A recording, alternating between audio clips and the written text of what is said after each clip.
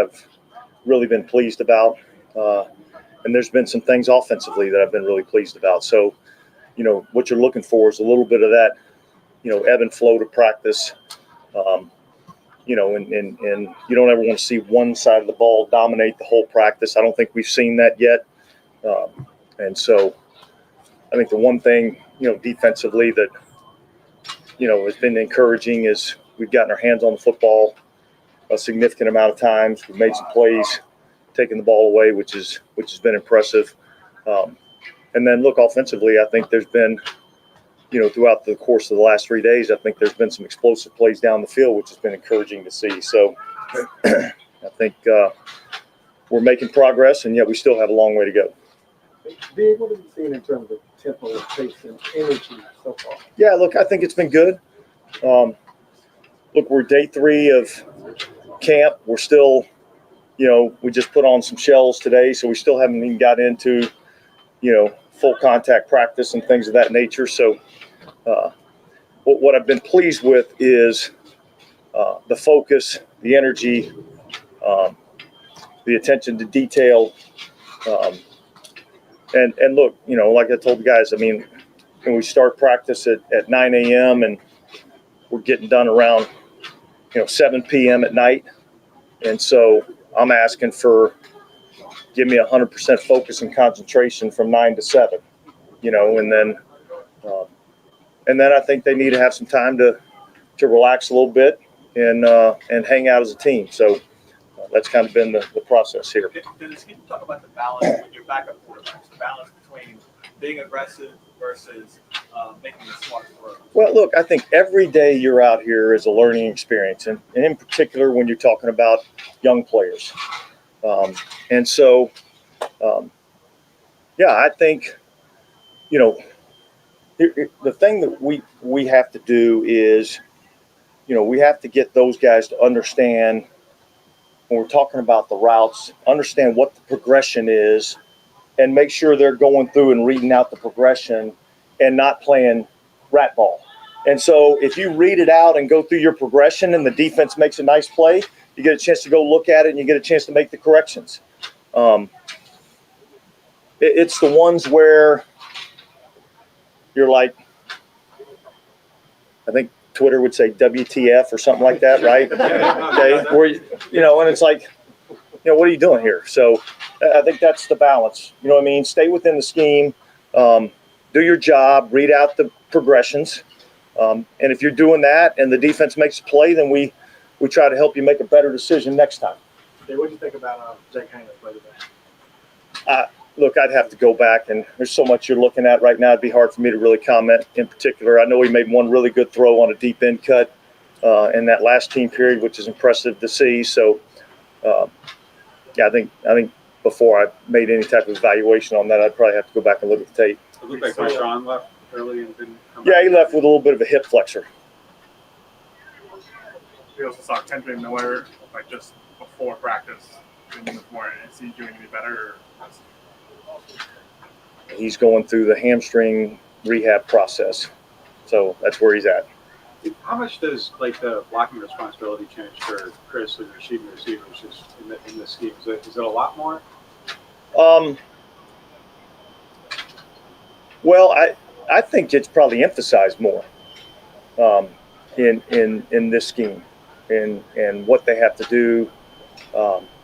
And look, obviously the number one job of a wide receiver is to catch the football.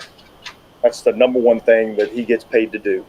Okay, but to have the opportunity to catch the football, you have to be willing to do the other dirty jobs, which allows the offense to be successful. No different than defensively, and these rushers get paid to rush the quarterback, all right? But you have to earn the right to rush the quarterback. And so I look at it kind of the same way.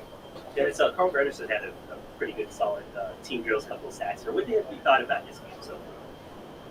Well, look, here's what I would say about Carl. Carl comes to work every day and gives us everything he has.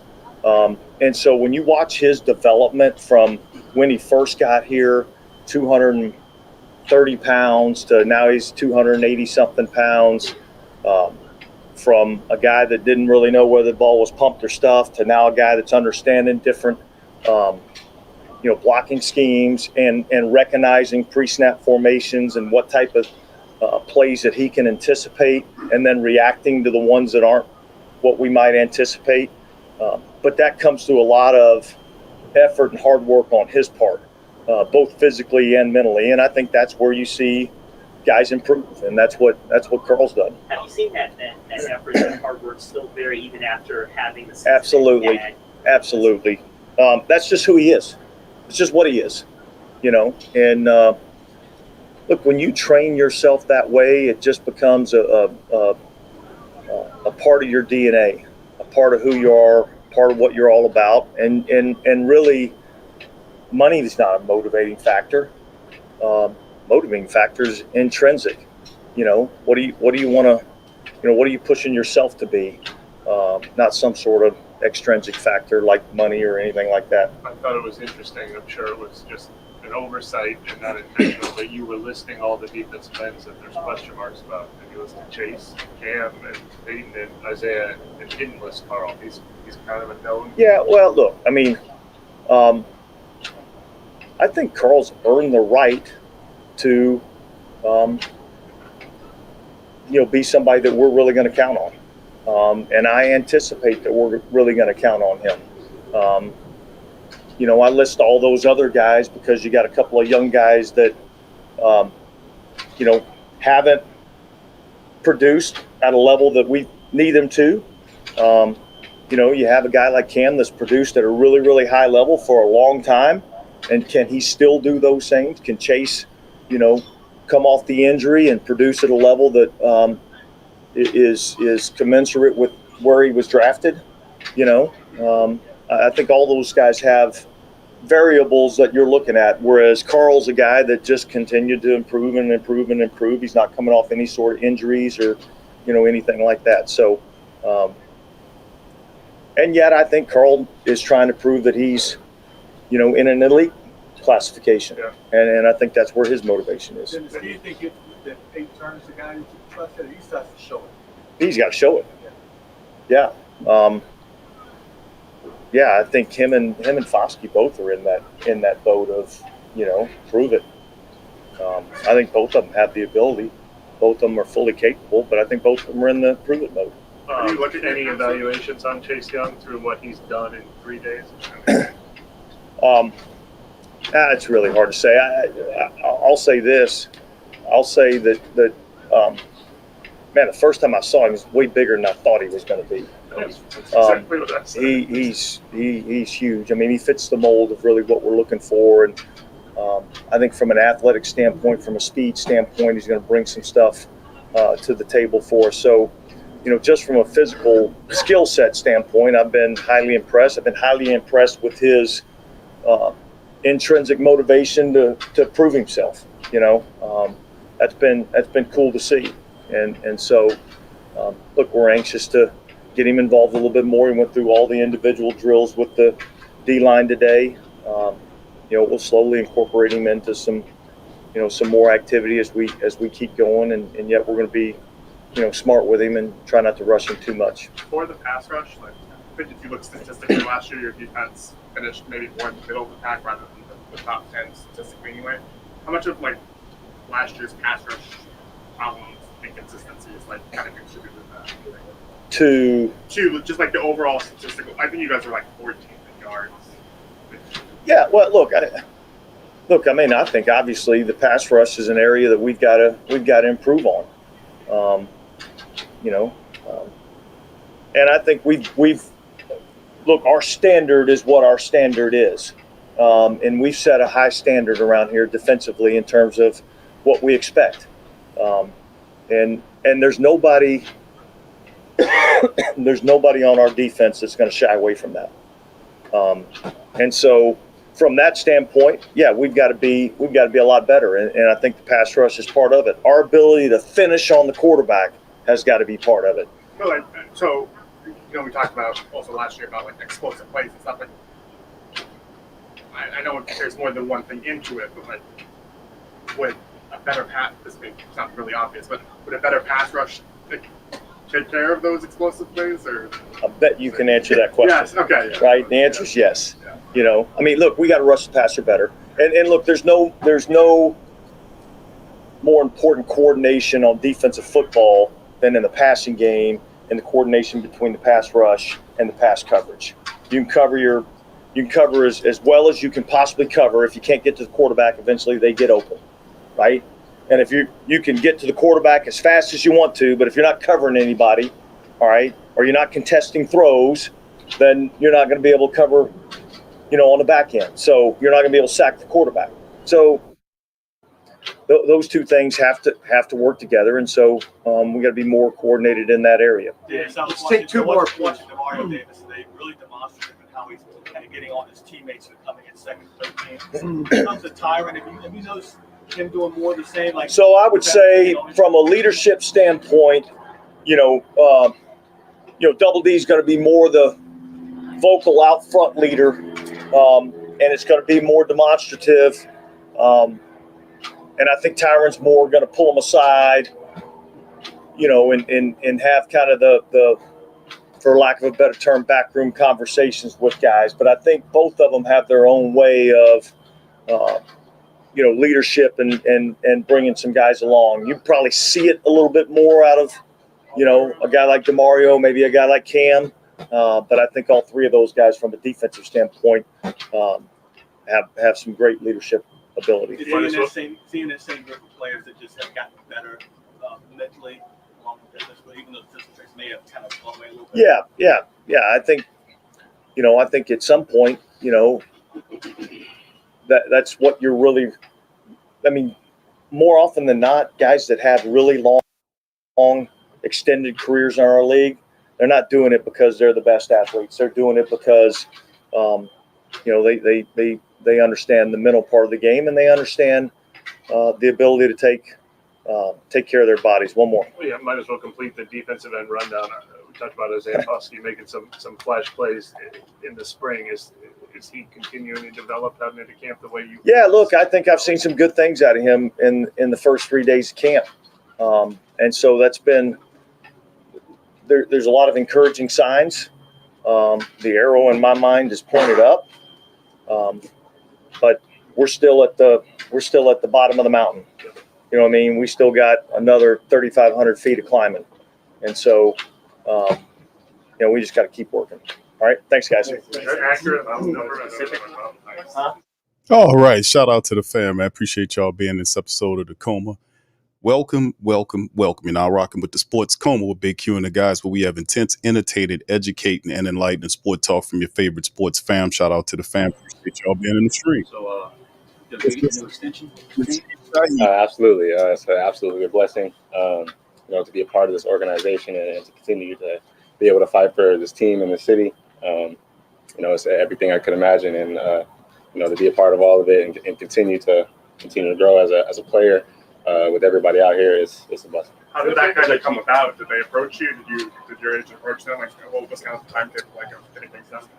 It was kind of my agent felt like it was the right time to at least try to get something long term. We feel like this is the right place to be, and this is the best place for me to continue to grow as a receiver and as a player. So that's kind of how it went. What kind of security, what kind of faith, I guess, is that showing? What kind of security does that give to a player who came in undrafted and, everything's kind of unsettled when you get here? Yeah, no, I think it shows that they believe in the hard work that I put in to get in this position. And I got to continue to grow. I can't, let this just be, the settle point. I got to continue to grow as a player and as a teammate. And, it means everything to me just for them to invest in me as an athlete. And, I got to continue to grow and, make it mean something. Part of that growth really is being able to expand your route tree and put it on display. How much are you looking forward to being able to do that this season? I'm absolutely looking forward to all of us receivers are excited for the expansion within the offense. And, I feel like all of us, kind of like Chris said in OTAs, kind of play our strengths in different ways.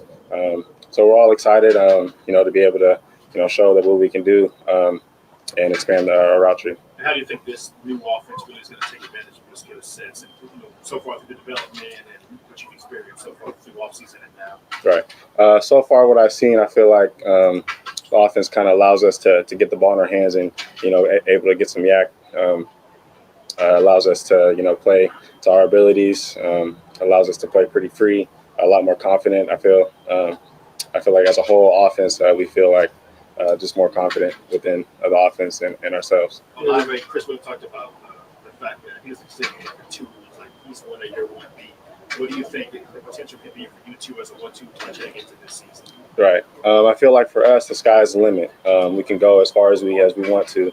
We're very talented as a whole receiver room. We hold each other to a high standard, and we kind of go as each other goes. And we continue to push ourselves each and every day, and I feel like the sky's the limit. Yeah, I know you work a lot with Derek Carr, but what have you thought about Jake Haener to progress from year 1 to year 2? Yeah, no, he looks a lot more confident. He's slinging it. He looks really good out there. I feel like he's grown a lot. His mindset is in the right place, and as long as he continues to show what he shows, has shown, he has a bright future ahead.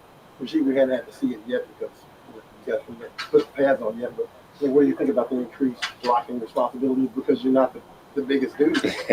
Right, yeah, I'm going to do whatever it takes, to be on the field, I got to do it. If I want to, be able to make the plays that I want to, I also got to block, and that's a big part of our offense, and it's going to be a big part of our play action game as well. So to be able to block, it's going to be big, and I'm going to have to do it.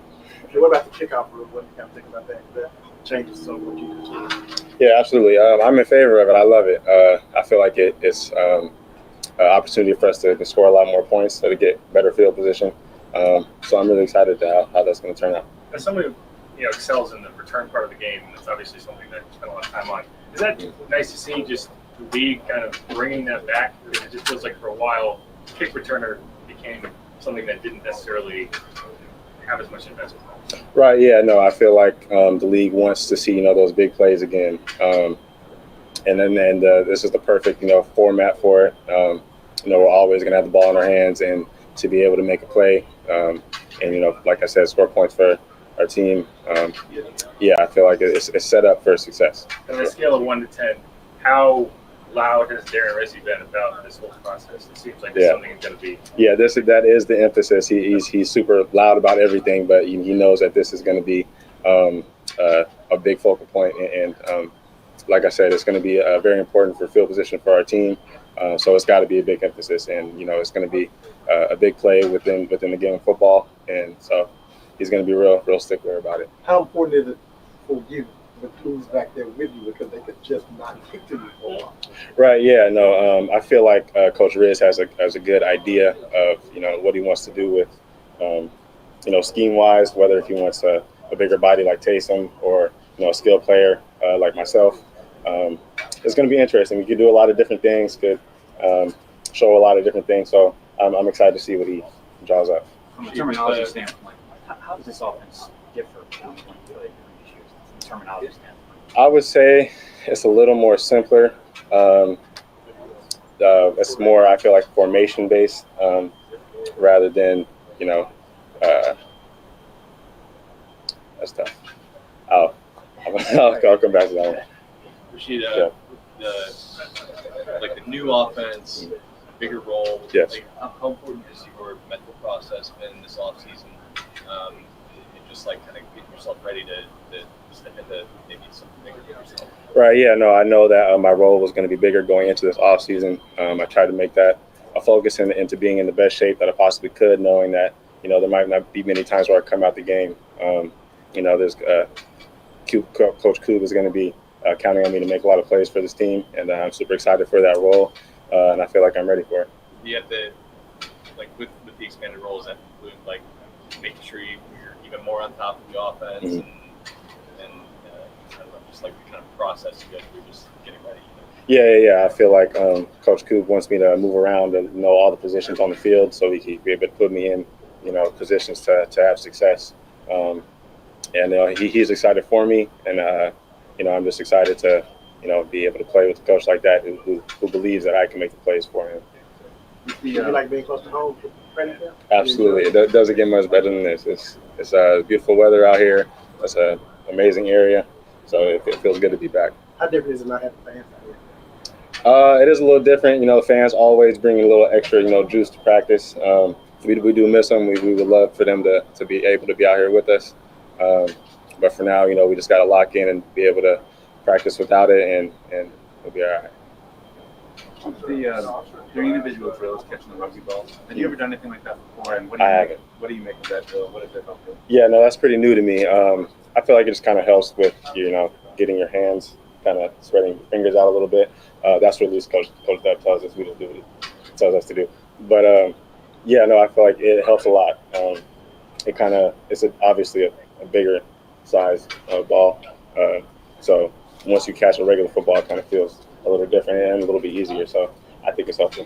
Can you think of other instances where you borrow from other sports? I know you did track, and I don't know, you still sprint on a track or whatever, or other sports to prepare for playing football, or use other balls to prepare for playing football? Like similar to the rugby drill, is there anything that you've done on your own with coaches or borrow from other sports? Like you referred to with track and field. During the off season, I try to, still implement that into a lot of my training. Speed is a big part of my game. So I got to keep it, and that always gives me an advantage. Can't really coach speed.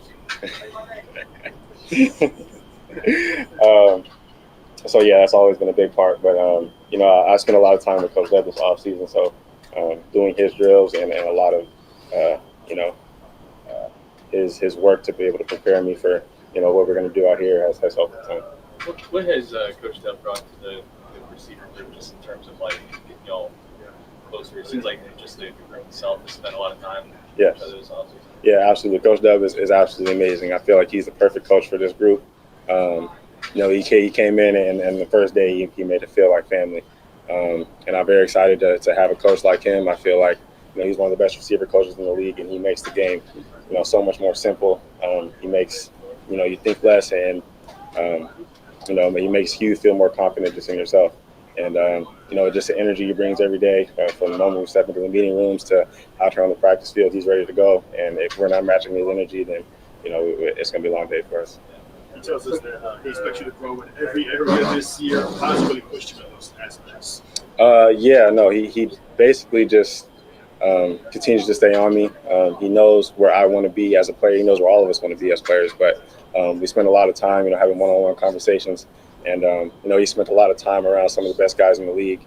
And he tells me how they kind of approach, the games and practices. And, just that kind of insight on how, the best do it. He tells me, and the conversations that we have, I feel like they are very beneficial and going to help me continue to grow. He also highlighted the relationship. There's a lot very happy. You could delve into it. How close are you two really all feel and brother really close? Yeah, no, we're very close. We've known each other for a long time from the same city, and we take pride in, continuing to play for our city and, make good plays on the field. But yeah, we're super close. That's my guy. I love seeing him out here making plays, and we both, continue to push each other each and every day. And as long as we continue to do that, we're going to be special. You said a long time. When did that friendship begin? Well, I feel like we've kind of known each other for a long time. I wouldn't say that he's a little bit younger than me, obviously, but we've known of each other for a long time. I'll say that. So were you down, or was that the script? Were you going to have to go to the I was down, man. That defense always gets excited when they see the ball on the ground, but I was down. Anything else about Rashid? What do you think about that throw? That was a great ball. You put you put it exactly where it needed to be. It was a tight window, very tight window. And I was able to go down and make the play. That's just an example of how Jake has improved, making it easy for us to make plays for him. Thank you, Rashid. Thank you, guys. Appreciate it. All right, Rashid Shaheed, man. Shout out to the whodatnation, man. We in this thing, chopping it up early, man, on this Friday. Hope you guys are having a pretty good Friday to kick off your weekend. I know I am, man. I'm chilling, man. Well, big ups to you. Big ups to you guys. Who's up first? When you watch as a young quarterback, can you talk about the balance between making maybe a throw that you should make versus making the right read? Yeah, I mean, I think you know, especially in competition mode, you want to try to show what you can do. But I think that it comes with, you know, being mature, being grounded, not trying to do things out of your framework, you know, especially with, you know, at times limited reps, right? You got to try to make plays. But I think also these coaches are paying attention to the decisions you're making. So, you know, I always got to remind myself to just reel it in, stay composed, go through my progressions, and listen to my feet. So how do you feel about the back today? I thought today was great. I mean, I don't think I had any completion today. I think I was, you know, taking care of the football. I thought I listened to my feet well. I thought I took chances when I had the opportunity to, and I thought I checked the ball down when it was required. So overall, strong day. You know, I think for me, the biggest thing is just as a young player, staying consistent, stacking day after day, because I know I can make any throw out there that, you know, that's required in this offense. But I think it's just being detailed and disciplined with that. This time last year, it was kind of understood that you were like a number 3 quarterback. Yeah. How's your mindset sort of changed this season? You know, I think I got to go into this camp the same way. No fear. Have that underdog approach. You know, I think last year, looking back at it, I had a great camp. I did a lot of really good things, and I think, you know, going into this offense, just learning this system, continuing to build on it, and I feel really comfortable with it. But also knowing that I haven't repped everything in the system. So not being too hard on myself, but being, you know, disciplined with my approach, you know, and having that swag when I'm out there on the field. Understanding they're going to rotate you and Spencer, like maybe on a day-to-day basis, who knows, but like to come back the way like you're working at the 3s yesterday, but you're now at the 2s and have a really good day. Does that do anything for you confidence-wise? You know, I always try to tell myself I got to be the most confident guy out there, no matter what the circumstances. You know, no matter the situation, I'm just going to keep going through my progressions, keep making throws, and keep trying to lead the guys on the field. So no matter what group it's with, I'll have great command. And, you know, like I said earlier, just keep trying to stack days. Could you walk us through the throw to Shaheed on the kind of side there? Or? Was it the 7-on-7 or was it, the down here on this right sideline? You catch it low? Yeah, so we had double dig called, and I tried to hold that safety. They're playing quarters, so I just needed to pay attention to him, make sure he wasn't going to undercut it. Jonathan made a great break on the ball, but Shaheed ran a great route. We were on time, threw it low and away, only where he could catch it. And, you know, when you're precise and when you listen to your feet in this offense, good things happen. Jake, are you kind of excited to see what Shaheed can do, stepping into a bigger role, maybe getting more opportunities? Yeah, I mean, the guy's one of the most explosive playmakers probably in this league. You know, they paid him for a reason. They want him around here. They want to see what he can do, you know, in the future. And I think the more opportunities he gets, he'll continue to show people. And, you know, same kind of situation. Guy was an undrafted free agent from Weber State. He carries a chip on his shoulder, and we need guys around like that on our team. You catch a battle? I actually have a rare form of skin cancer. So for my age, it's kind of rare that it pops up like that. So I'm trying to get that evaluated with our training staff. I have a consultation with doctors August 1st on our off day to try to figure out how long I can wait because I have to get a different procedure done on my face. So we're just kind of trying to take the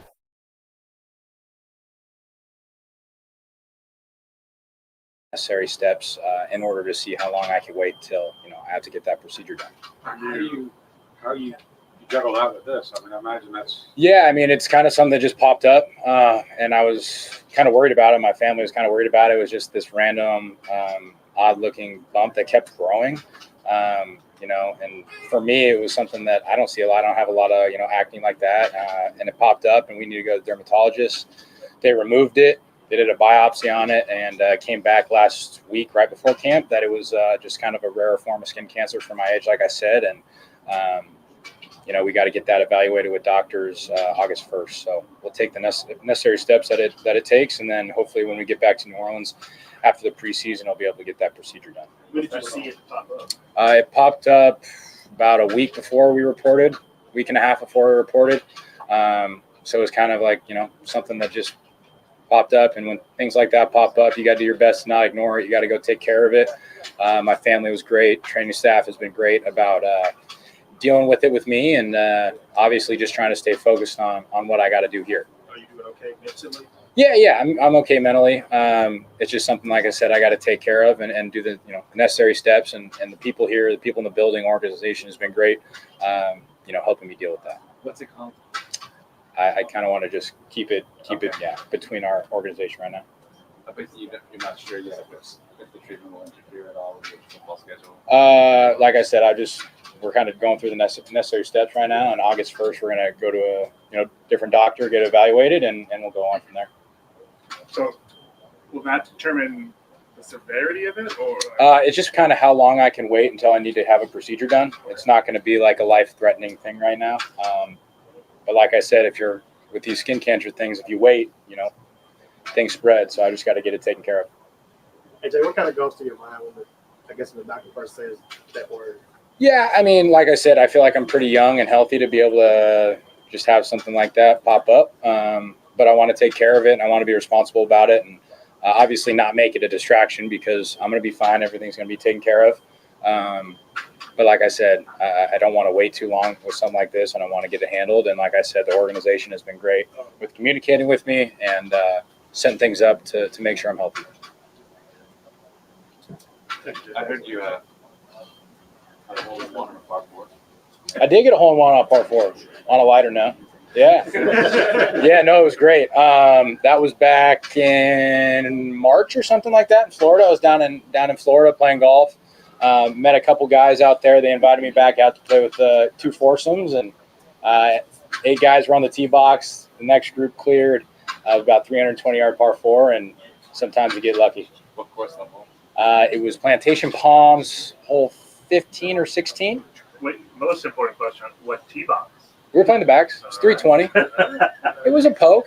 I know. I mean, there was water left and right. It was good. What did you hit, driver? I did hit driver. Yeah. Hit a nice cut into the breeze. Landed soft for me. Got lucky. You had Derek said you're the best golfer on the team, and he has a 2 handicap. I'm a plus 2.2 right now. So yeah. Was that your first on? That was my third. Yeah. First on a par four, then. First on a par four. Yeah. All right, thanks, Jay. Yeah. Thank you guys. I appreciate it. Thank you. Right, are you going to use that in any story? I want to know. Wow, Jake Haener dropped a little bomb right there about the cancer stuff. So blessings to him. Hope and he'll be all right with that. And sound like it's going to be okay. Yeah, that's very interesting. He kind of shared that with the family members. The skin cancer thing. So Yesterday, Tamari Davis pretty kind of emphatically spoke, saying people should be supporting Dennis Allen and Derek Carr, and that it's there's a lot of expectations around here because of what Sean Payton and Drew Brees did. That kind of take a step back and appreciate what that. What do you kind of make of that? Yeah, I mean, I'd probably second that. I didn't really read the whole quote, see the whole interview, but I feel the same way, man. I've had a lot of great coaches, over the course of my career. I think DA is up there, some of the best of them, especially on the defensive side of the ball. I think anytime a coach takes over a team, like that's growing pains. You know what I mean? Like it's things that he has to learn, as well. And as far as Derek, man, like it's hard to kind of replace a legend. You know what I mean? So he took it well. I think this year, man, you saw some growth. Especially with him, and the younger receivers. So, that's all you got to ask for, man. And, each and every day, man, he come out here and he's the same guy. He's leading us. And so we support him. Hey, Tyrann, the things that you don't do as well physically that you did 10 years ago, better. Did you make up with that with your mental part of the game? Are you that much smarter where you're in a position now because you've thought it through more than your physical not taking over? Yeah, I mean, physically, I don't think I've ever been gifted. I think my RAS score was like, pretty average. You know what I mean? So, but for me, it was always about effort, attitude. The way I practice. The way I embrace coaches and teammates. Those things have always given me an edge. And anytime I get on the football field, it's all about practice and the things that you work throughout the weekend. I take those things seriously. I think every time I've showed up, on game day, I've always felt like I had the advantage. You know what I mean? So, but physically, I've always been not Patrick Peterson. I think I've always been Tyrann Mathieu. Is that why you think you've lasted as long as you have in the league? Yeah, a lot of prayers, man. A lot of support, and like I said, I've taken this thing serious. When I came in this league, I had a lot of different opinions about me and kind of who I was as a person, and since day one, I've just always taken this thing serious, and 12 years later, I still do. So I really think that's why I've lasted so long, and I make plays too. Did you see it with this defense that, or like the conversation some people talk about is like, because this is a veteran age group, like, will they drop off? I'm just wondering, like, what you see that drop off isn't occurring. What are signs you look for? Is that something you even pay attention to, that like you guys are still performing at the peak? Yeah, I mean, each and every year is different. I think each and every year your body feels different. But I think the older you get, man, you just have to kind of have to embrace it. You know what I mean? Like, no, I'm not young anymore. I don't run as fast as I used to. Probably don't hit as hard as I used to. But I think anytime you come out here, I think a big part of football is, and the reason why we love this game is because when we come out here, like we're kind of feeding off each other. You know what I mean? So, being around young guys and being around Lat and Alante and Debo, I think just that alone kind of get your energy up and ready to go. Like Demario was saying that, like, for his position, he looks at, like, even younger, like Fred Warner and stuff like that. There are younger players that kind of make him. Oh yeah. I mean that's part of it. I think we're all fans of the game. I think we all appreciate great players, and so whether you're a young guy or an old guy, it's kind of cool to be able to look across the league and kind of compare yourself to other guys. So how different is one just not having fans out here cheering for you? Yeah, it's not the same, man. I was talking about that earlier with a couple guys, and it's cool to be out here. Definitely. We miss home. You know what I mean? When you say it's not the same, obviously it's not as hot. I don't see my kids. I don't see my family in the stands. So just that alone is a little different. Tyrann, your veterans on this team, and Cam and DeMar the last couple of days talked about, time is not real. You never know when that break could be over. You've been on a couple of Super Bowl appearance teams, and the way that the intensity has been so far this offseason, how much does that really parallel to what the team needs to reach that level? Yeah, man, I think we're getting there. You know what I mean? And like I said, early in the spring, man, it kind of started, with our exit meetings, from last season, and we got a lot of motivated guys. You know what I mean? Me and Demario was talking about that, earlier, and just the expectations I think we have for ourselves. We really haven't lived up to it. So. We got another chance to do it, and I think everybody's motivated, and everybody has different motivations. I think some guys are in contract years, and a lot of us are trying to prove that we can still do it. So it's just a good place to be in, I think, as a team. How does it feel to wear a beanie right now? A beanie? I feel cool. Hey, Ty, this is an awful topic, but Jacoby Jones feeling smart. Did you know him well? I met Jacoby a few times. I played against him a few times throughout the league. Obviously a Louisiana kid, and every time I saw him, man, he was always full of life. You know what I mean? And he's a great player too. He was one of those great role players that understood his impact and his role. And still remember when the lights came back on in the Super Bowl. You know what I mean?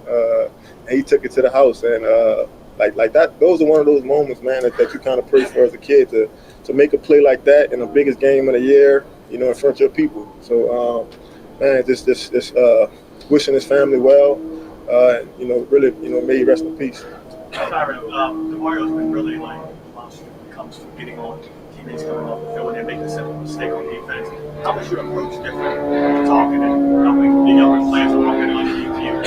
Yeah. I mean, everybody's different. I think for me, you just got to know how to approach guys. How to talk to them. But I think between me, DeMario, and a lot of other guys on the defense, I think that's important. You know what I mean? Just holding guys accountable, and just kind of making them aware of their responsibilities and how much this means to everybody. Do you find yourself saying things to these players that veterans said to you at a different team coming up? Yeah. I mean, I've had a lot of great veterans, over the years, between Larry Fitzgerald and Patrick Peterson. And like I said, everybody's a different leader, and everybody approaches different. But you kind of take things from each one of them. And, I'm getting old. I feel old as those guys were, when I came in the league. But it's fun, man. I love it. And like I said, man, it's all about accountability. Just trying to hold everybody accountable to that standard. Just whether you to see who wins the starting spot across the field. Matter at all? Or? Nah, it doesn't really matter. I think I've played with maybe 4 or 5 different safeties since I've been here. It's fun, and it's competitive. I think anytime you got 2 or 3 guys competing for a spot, I think it kind of raises the intensity in the room, the intensity in practice. So just trying to push all those guys along, and made the best one win. Tyrann at LSU, you were asked about it at your camp already, but what was your reaction when you found out that Corey Raymond was coming back to LSU? I was happy, man, because before that, it was hard. You know what I mean? It was some 3rd and 8, some 3rd and 9s. We should have got off the field, and we didn't. So, but Corey, man, he has a unique way of connecting with guys and motivating them and challenging them. I didn't really have a chance to play for Corey because the year he came in was the year I got suspended. But obviously, he coached me in the spring, and just those 3-4 months alone kind of made me appreciate him as a coach, and I wish I could have played for him. But he's one of those rare coaches that you get that just relates to guys in a way that most guys can't. Knowing both how hard it is to keep a roster together and how hard it is to win a Super Bowl, do you ever have conversations with DeMario and Cam about y'all wanting to win a Super Bowl while this particular defensive group is still together? For sure. Like I said earlier, me and DeMario kind of had that conversation earlier, right? And he's kind of talking about legacy. And, it'd be a shame, like, if I came back home and teamed up with DeMario and Cam and, a lot of great, other great guys on the defense, and, we don't punch our ticket. You know what I mean? Like, we don't live up to the hype or the expectations or the standards that we kind of set for ourselves. So, we're conscious of it, but we don't let it affect our day-to-day. We're just trying to put as much work in as we can, and once we get to game days, kind of let it loose. Do you still approach training camp?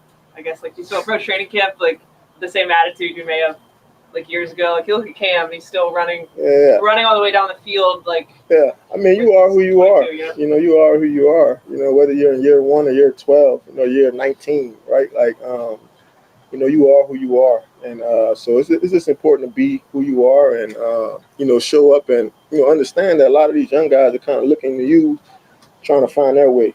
So, it's important to kind of show up and be the same guy, every day. What would it mean to you to punch your ticket this year knowing that the game's in your city? I mean, it would mean a lot. Obviously, that's a long way, down the line. It's a lot of work you got to put in to get to that game. And, we just got to take it step by step, game by game. And, like I said, man, we just got to find a way to continue to hold people accountable and make sure that everybody's kind of, pushing towards that standard and kind of hitting their head on the ceiling, each and every day. Hey, Tyrann, when you talk about being one of the older guys, are there examples of like some of these younger guys doing, they make you feel old? Like the music they listen to is anything that makes you? Well, I'm like the team DJ, so, every now and then I got to play like some little baby or some young boy that, I don't really want to, like, I don't want that to be my vibration, early in the morning. But, sometimes you got to take one for the team. You know what I mean? Thanks, Yeah, appreciate y'all. Thank you. Shout out to Tyrann Mathieu, man. Dropping some game. We got who else we got coming up here next? Should be Payton Turner coming up next here. Shout out to the fam. Appreciate y'all watching the Black and Gold training camp report for and there it is. It done went off.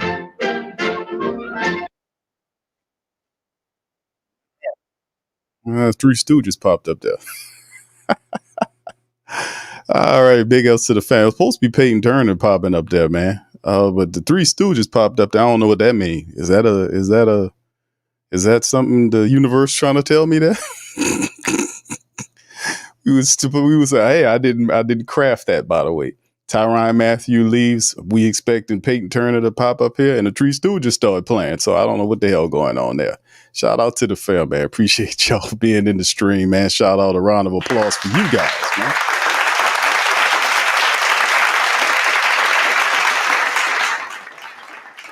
That was very interesting. But shout out to you guys. Appreciate y'all being in the stream, man. Sports Coma early, man. Listen, fam. I just wanted to give y'all a big shout out for kind of listening to this round of day 3 interviews. To kind of go over a few news notes and items to kind of talk about in terms of the black and gold that happened, man.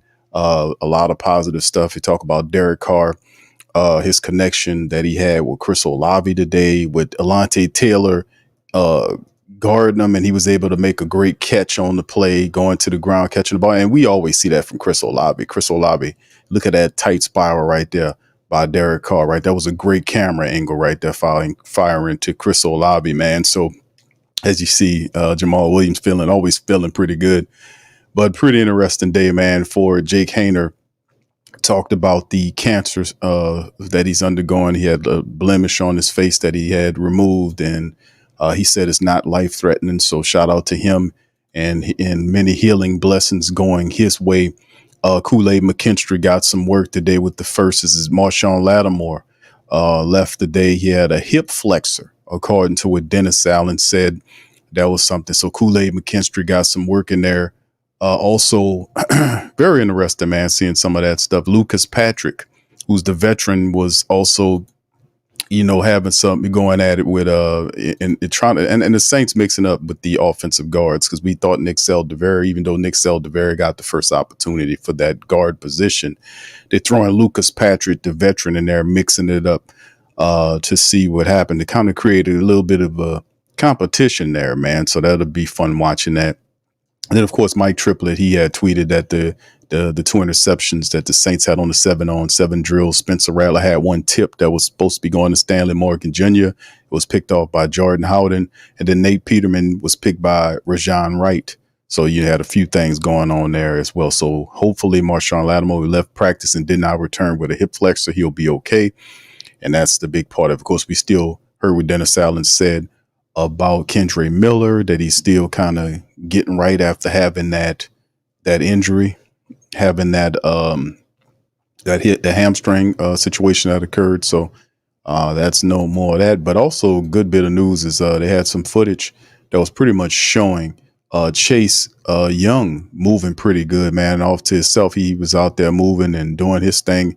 And the note was saying that they were saying that he was actually, and let me see if I can get it on screen right here, that he was actually, if I can get it to work right, but he was actually doing some pretty positive stuff in terms of him moving around out there on the field, all to it by itself. So it wasn't it. So a lot of positive stuff. Let's just put it to you like that. A lot of positive stuff going on right there at Saints training camp. So defense seems to be doing a better, I ain't gonna say better job than the offense, but you know how that goes.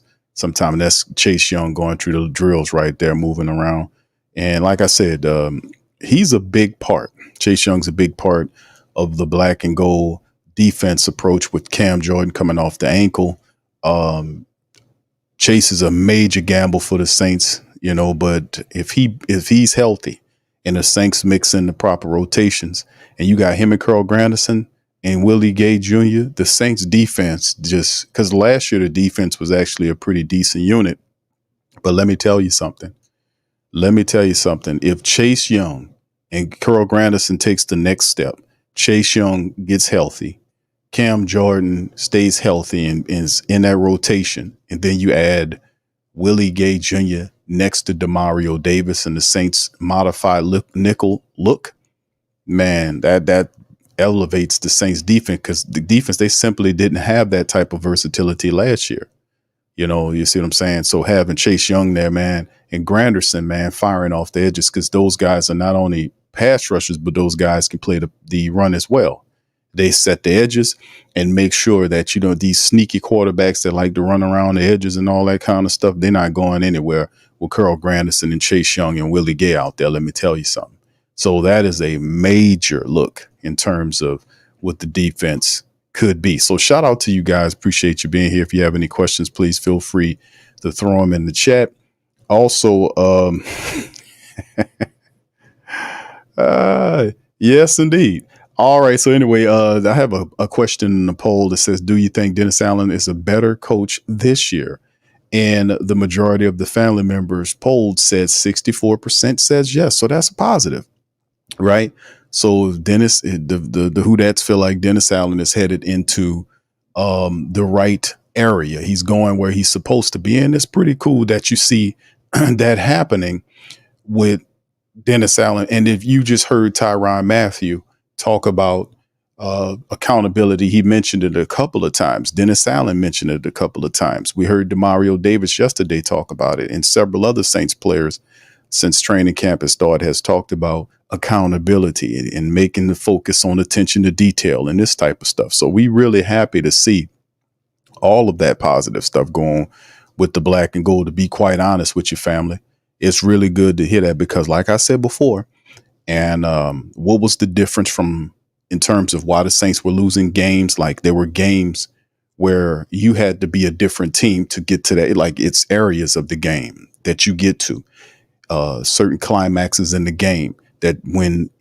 those windows of opportunity present themselves, you're supposed to jump through them. You're supposed to, recognize them and then, oh, here I go, and do what you got to do. The Saints didn't do that last year in many games, especially early. And they did play better later on, but that was too late. They lost too many games, fell behind, and couldn't, and then wanted other people to win to help them get into the playoffs. That's not going to work. You got to take care of your own business. A really good team that's serious about winning, don't let other teams take care of their business for them. They have to take care of it themselves. And that was another flaw to the design. Because like when we listened to the Demario Davis interview yesterday, and Demario Davis was saying a lot of beautiful stuff.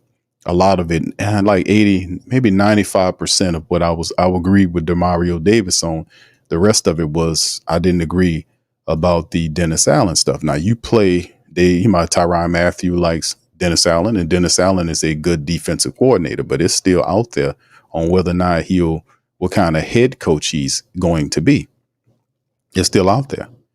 So, like I said, but the biggest missing thing that I seen that was missing from the Saints in winning games last year, especially at the crucial moments of the game that gets them over to get into the winning territory to finish the game, was the attention to detail. They didn't pay attention to that. And then, of course, the accountability issues that happen when teams, because I really wish Demario Davis was more vocal in terms of accountability last year, because we could have really used him speaking up, just like Elvin was speaking up, just like you heard Cam was saying a little stuff. It was mostly Elvin Kamara and Lattimore. Lattimore became the subject of trade discussion. They worked it back. And then Elvin Kamara is now having contract issues with the Saints. Kind of a little pettiness going on there. Elvin said himself that they wanted the emotion, what he said, the feeling was that they wanted me to do something that I didn't want to do. And I'm like, what was that? What the hell did the Saints, when he just touched on it? And then I ain't see any damn articles about it. That needs to be investigated. What did the Saints want Elvin Kamara to do that he did not want to do? That could be possibly holding up them extending him, because all of a sudden Mickey Loomis has been frivolous this whole damn time as a general manager, just throwing money around. It didn't matter if it was whatever year, it didn't matter. And all of a sudden now you won't give a shit about the cap now? Come on, man. Come on. This is Elvin freaking Kamara over here. This guy's like 1,000 yards. I think it's a little less than, maybe more than 1,000 yards to becoming the Saints all-time rusher. It's AK-41. The best offensive player. You're not going to no Super Bowl or having no playoff running without Elvin Kamara there. He's a featured player. He's your best offensive weapon. So like I said, man, it's always some weak ass politics, but at the same time, like I said, it's also puts a bullseye on Mickey Loomis and how he's handling it. Like I've said before, I think Mickey Loomis needs to be replaced as the general manager. I think a lot of Mickey's ideas are flawed as hell. That's what I think. All right. Shout out to the fam. Appreciate y'all being here, man. Let me get a few questions. 504 Coast SQ. I think we get 7.5 sacks out of Chase Young this year, which is a decent year. Yeah, he had didn't he have 7.5 sacks last year? 7 sacks and 7.5 between the two teams. I know he was with Washington, then they traded him to San Fran. I think if you combine them together, he had 7.5 sacks, if I'm not mistaken. But if he stays healthy, Why not? Because somebody's going to benefit. You got Carl Grandis who had 8.5. I think Carl gets 10.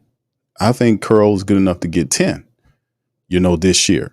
And then you have Chase on one side. Listen, that's a terribly disruptive defensive end combo. Then you throw Cam in there, and then you keep them guys fresh. And you got Payton Turner in the contract year, Isaiah Foskey, which is a lot of good reports so far in the 2 days of training camp that we've been here for Foskey.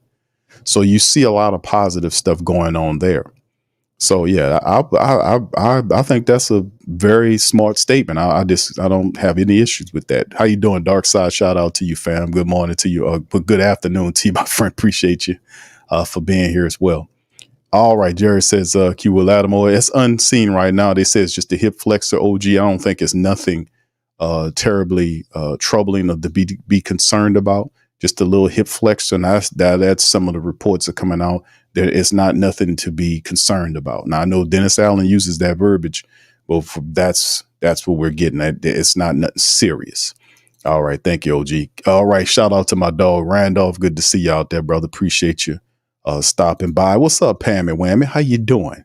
All right, talking to Randolph. All right, but yeah, man, this is a big part of what we like to see. Keeping it real. Okay, this is my Randolph. He said he had wanted him to come in for involuntary sessions, in my opinion. All right, involuntary. They can't hold a hammer up on that, though, Randolph. It's involuntary.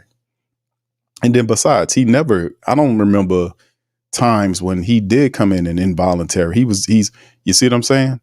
I've never in recent memory remember him coming in into an involuntary practice session when it's involuntary. It's their choice. If you want him to be there, make it mandatory. Why give him the option? That's the thing about it. Like, we want all our players here. Well, then make it mandatory then. Oh, we can't. We want you to make it. Well, he made a decision to go work out by his goddamn self. And Alvin Kamara, there is no questions about Kamara conditioning ever. He's the best conditioned athlete the Saints have. He's always in shape. Always. Never any question. Even Loomis and them talked about that, about and Dennis Allen mentioned that.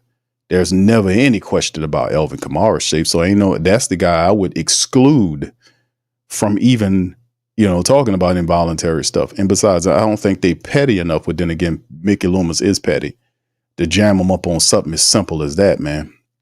You better get him his money. All right. Shout out to you, brother Byron. Good to see you, man.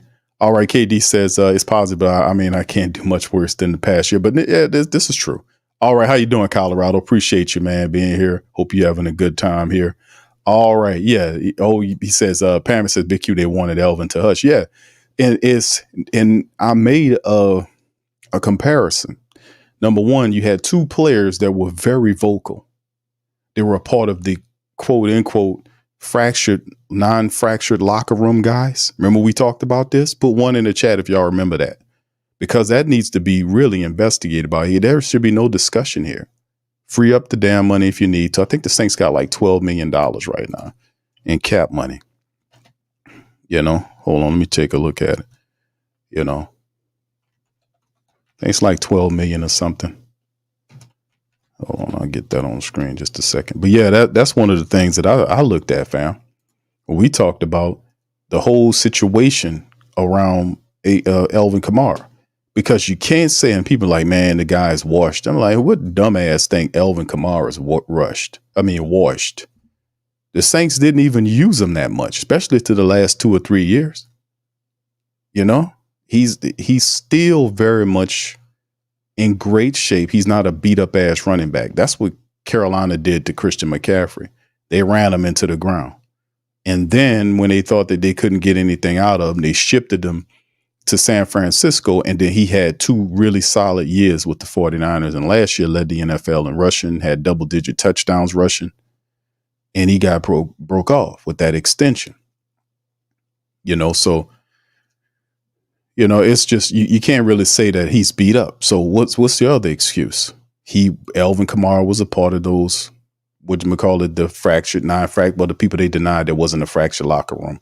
It was a bunch of guys, but the 2 biggest names was Lattimore, who they were initially going to trade until they walked it back, they worked it out, and then Alvin Kamara was the other guy.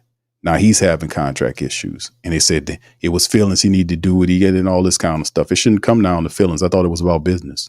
And feelings has nothing to do with it. You see how they play games, throw it around?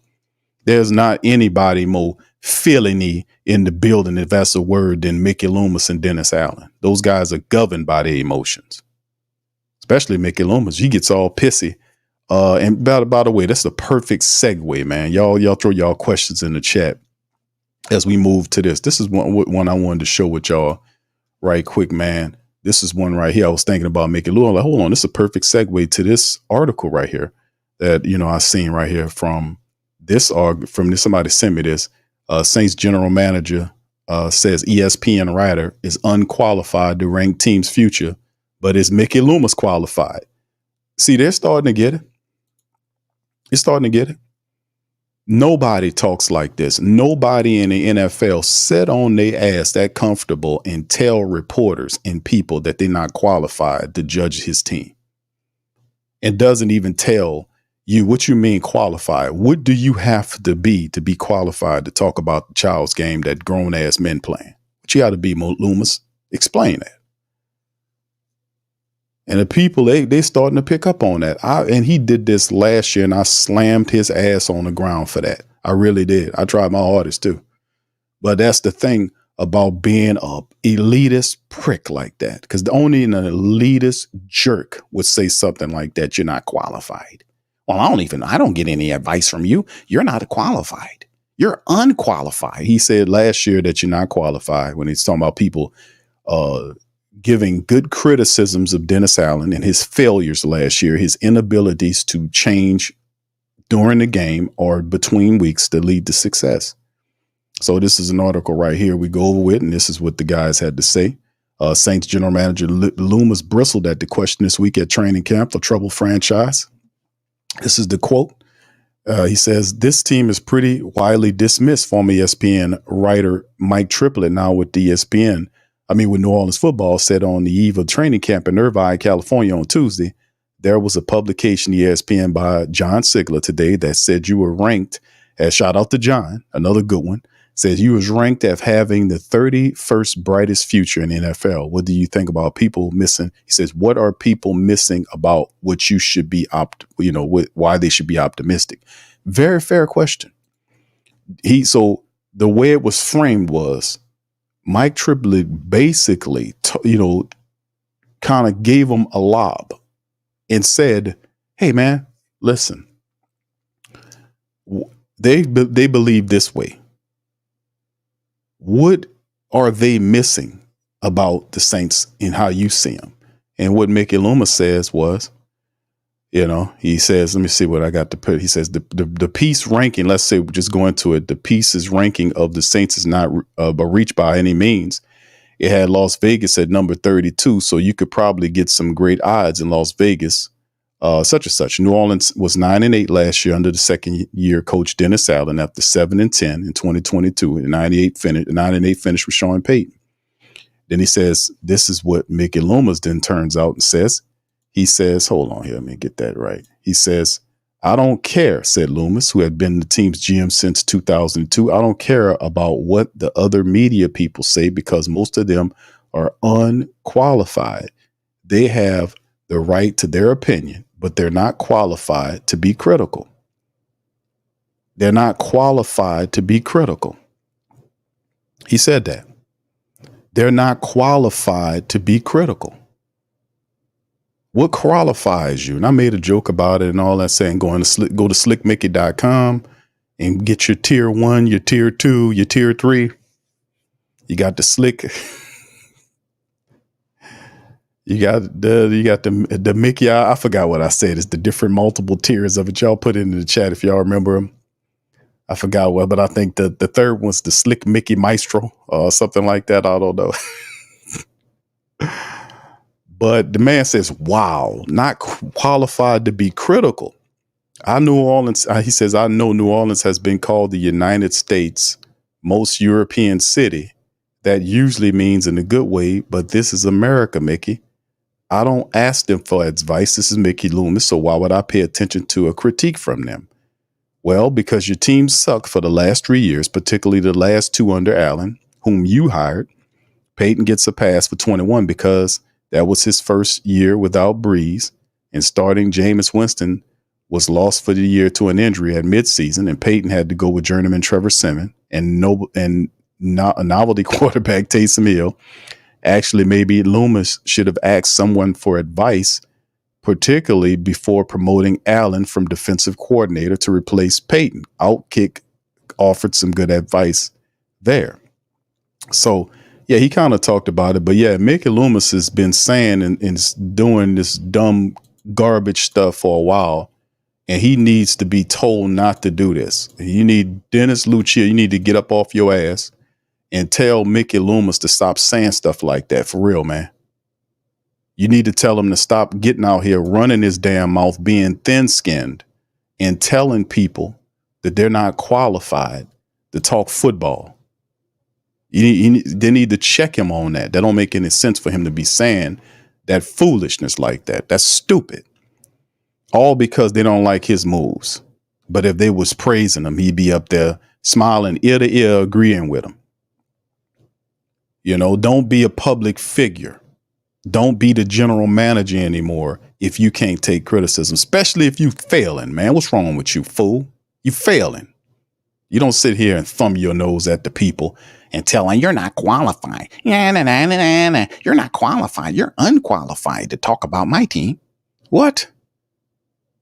Stop saying, somebody tell that fool to stop saying that, please, in the Saints building. Tell him, check him on that, and stop telling him, tell his ass not to say that anymore, because that's stupid. That just shows how weak, flimsy, and thin-skinned Loomis is when he makes asinine ass comments like that national press people are picking up. They're starting to see exactly what we've been saying. I've been saying this stuff for a while about Mickey Loomis. When I exposed him, what was that? A couple years ago, I said, fam, this dude ain't no general manager.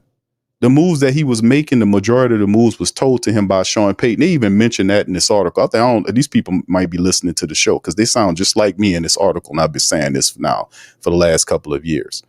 Sean Payton covered up a lot of stuff here, made a lot of people look better than what they actually were. And Mickey Loomis was one of those people. That's why if you look at what he's done since then, has not even been up to the standard of what it was when Sean Payton was here, because Sean Payton was telling him, listen, I need this, I need that, I need this. And Mickey's biggest gift was going out and going get the guys that Sean Payton wanted him to get. It's not the same with Dennis Allen. The draft picks are not the same. The free agency is not the same. And instead of being accountable, we talk about accountability. Mickey Loomis was fighting the accountability model last year when I had to just constantly just telling the real truth. You can't sit up here and talk about people unqualified and you're failing every year. The team is a good team that's underperforming. You can't do that. Brother Randolph says, Q, looks like we have found a diamond in the undrafted free agent this field. Had my doubts at first, but when Clancy Brown, I know who you're talking about, Randolph. I told you. You think you kind of slick there, huh, Randolph? You ain't put the man name on there, huh, brother? I see what you did right there. I told you. See, Randolph think he's slick, man. You think you're slick, huh, brother? You think you're slick. You ain't put that man name on there. See, that could have been anything, anybody, undrafted free agents. That's a bunch of them. But see, the code, the keyword or words there is Clancy Barone, which indicates the tight ends. He's the tight end coach. So I told you. I told you. Shout out to you, Randolph. All right, what's up, Kathleen? Big ups to you, man. All right, Queen. She says Mickey and Dennis needs to get thicker skin. Yeah, that was too petty. Oh, listen. I don't have to put up with this. I tell your ass. Listen. I've been doing this for 30 years. How many of you been doing anything for 30 years? Huh? I'm qualified. Yeah. He ain't qualified. That's some elitist nonsense to set up there. And you a goddamn employee, man. This dude, not even the queen and the king of countries talk that way. They're not foolish enough to sit up there and separate themselves from the people like they on some extra, like they on some another level. Mickey Loomis, you're not no more intelligent than the average man, but you're a lot more thin-skinned than the average man. I'll tell you one. You more thin-skinned than anybody else that I know. I'm gonna be honest with you. To be sitting up there as some general manager, you're gonna take some bows and arrows. I don't listen to them. I won't tell you. I don't listen to their goddamn asses. I don't care. I don't give a rat's ass. I don't care. Hold on, Mickey, calm down. Mickey, what's going on? Well, I'm fed up with this. How dare you bring this shit to me? Where's my blood pressure medic? I tell you something. I can't. I don't give a rat's ass. I'll tell you. I've been doing this for 30 years. Shut up. Shut your ass up. Shut up. Talking about it. But stop. Somebody smack him upside his head and say, hey, stupid. Don't say that no more, man. Dumbass, man. Hey, I'll say, you ain't lying. Every time I put on NFL, it's a different blonde hair, blue-eyed chick. Okay, y'all must be talking about something else. Yeah, it's ridiculous, man. It's just straight up ridiculous. Alcherimo, what's up, fam? Say, Q, when the fantasy league cranking up this? Y'all see, damn, yeah.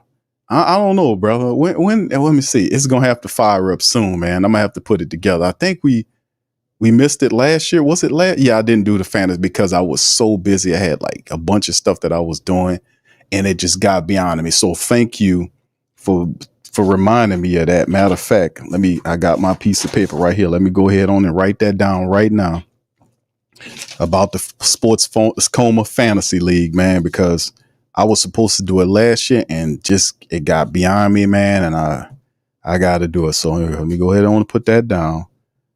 Let me go ahead and put that down for the Fantasy League because I know let me go ahead and write that down. All right, I got it down, Ocharimo, man. I'm going to let you know, but just stay posted, bro. We're going to get it going. Thank you for reminding me, bro. Reginald says, who that? Okay, big ups to Reginald. Rel says, will Mickey do a season? No, he won't. You know it, Rel.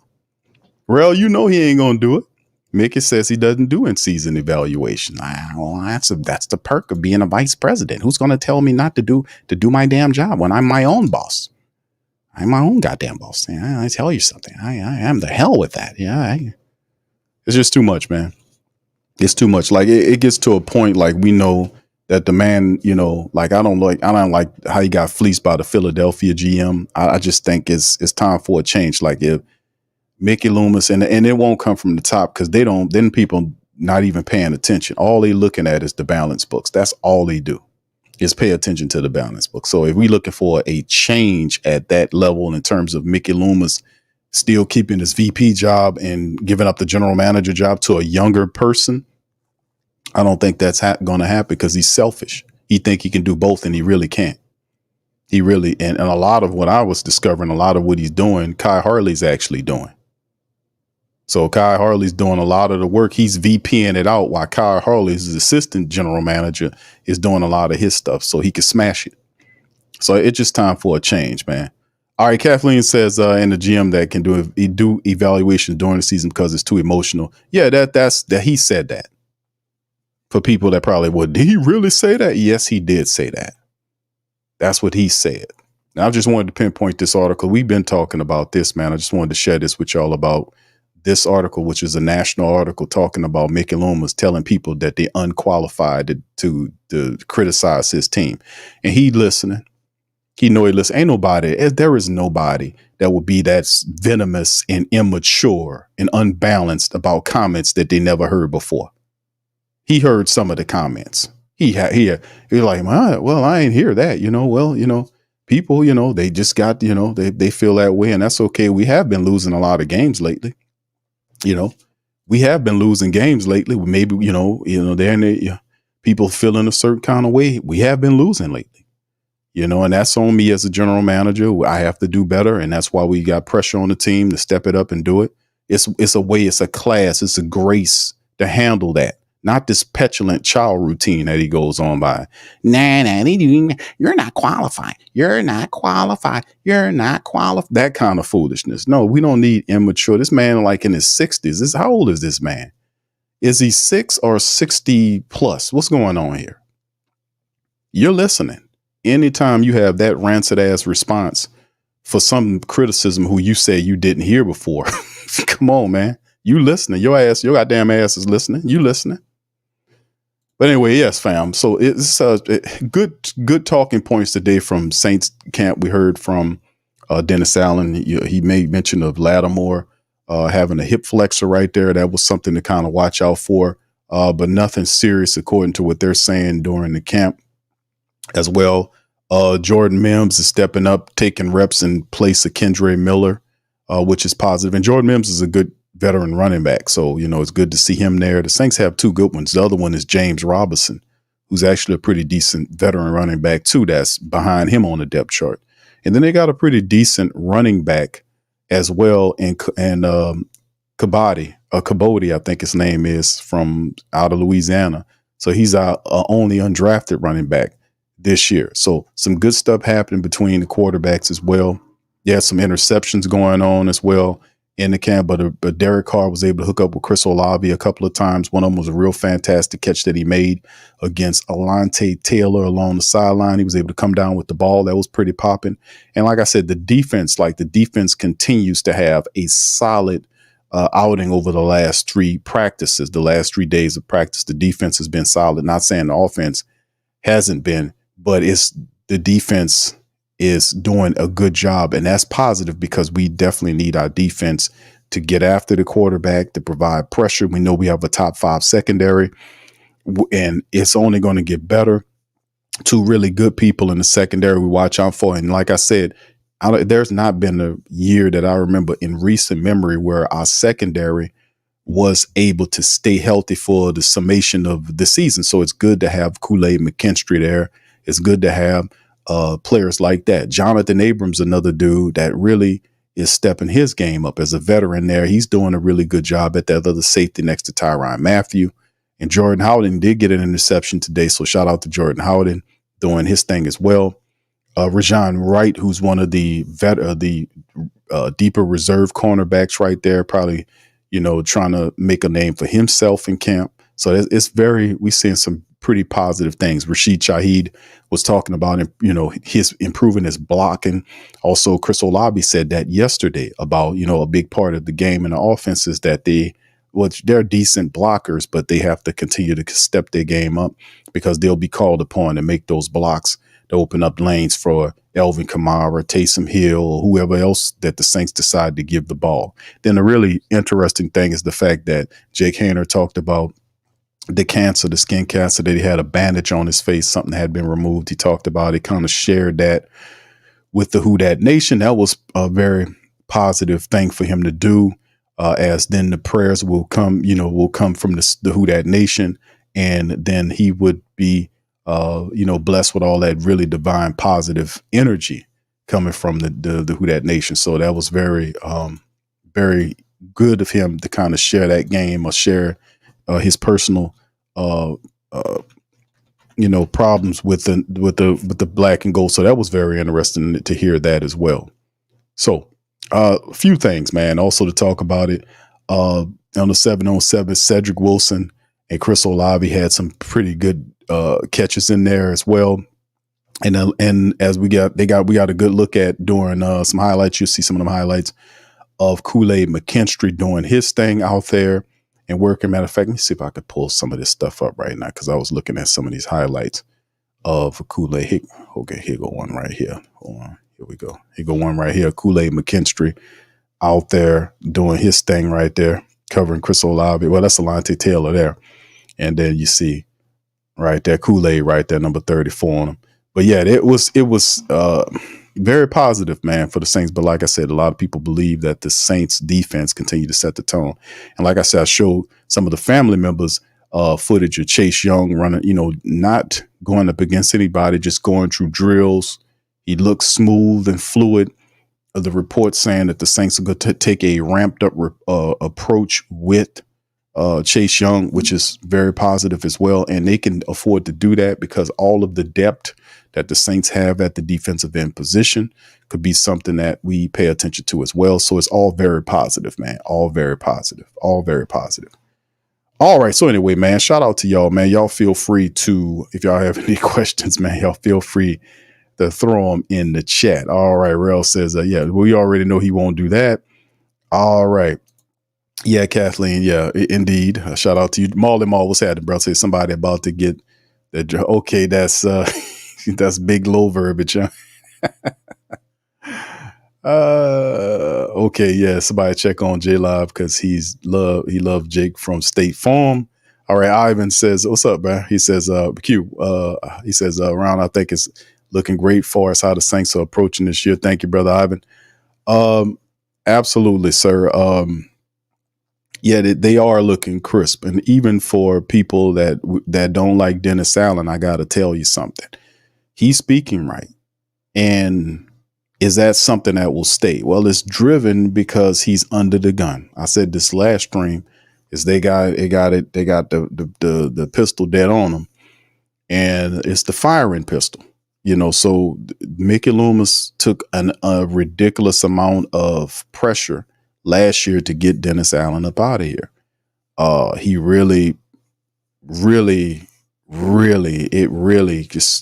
just peeled off a lot of stuff off Mickey Loomis. A lot of stuff. Seen a lot of stuff about Mickey Loomis that I didn't like. The nasty press conference he had with all that nasty ass gum chewing and all that, his eyes bucking, saying ridiculous stats that made no sense in terms of Dennis Allen. You don't put that kind of pressure on a coach that just had been a head coach for 6 years or 5 or 6 years, whatever it is. And he just got his first winning season in terms of a record that wasn't a playoff year. Don't put that pressure on him. You got enough pressure on him already to justify. You don't have to use stats of Hall of Famers to justify keeping your coach. Don't do that because everyone is different. And the C with Dennis Allen right now is he's talking right. Now it's definitely a combination of different things got him. It's because this is a year where if he don't make the playoffs, he's going to lose his job. He's going to get fired.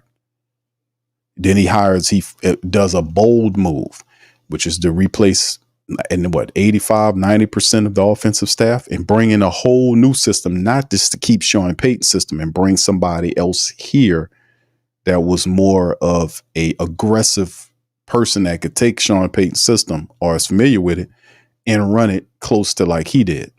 He's like, nah, we're just going to scrap it and put in a whole new offense. That says a lot. And with the schedule, a lot of the heavyweights are the schedule is top heavy. Now they have some decent games later on in the year against Green Bay and all this kind of stuff, but the schedule is top heavy, meaning, you're going to see a lot of weighted teams at the top of the schedule and you got to have to win. So listen, I want Dennis Allen to win because I don't want to waste no time losing. I think losing hurts DeMario Davis's legacy because we want, like Tyrann Mathieu just said, he said, it'll be a shame.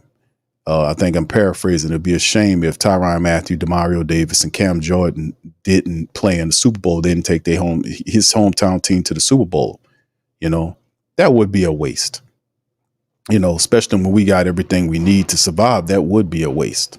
So at the end of the day, man, we just have to keep on watching. But yeah, it's a big gamble for Dennis Allen, man. But I like the gamble. I really do. I think something drastic had to take place. Dennis said there's nobody else to fire. You can't fire anybody and blame them. You're all out of that. So the bullseye's pointed right at him. And like I said, man, he's talking about accountability and attention to detail.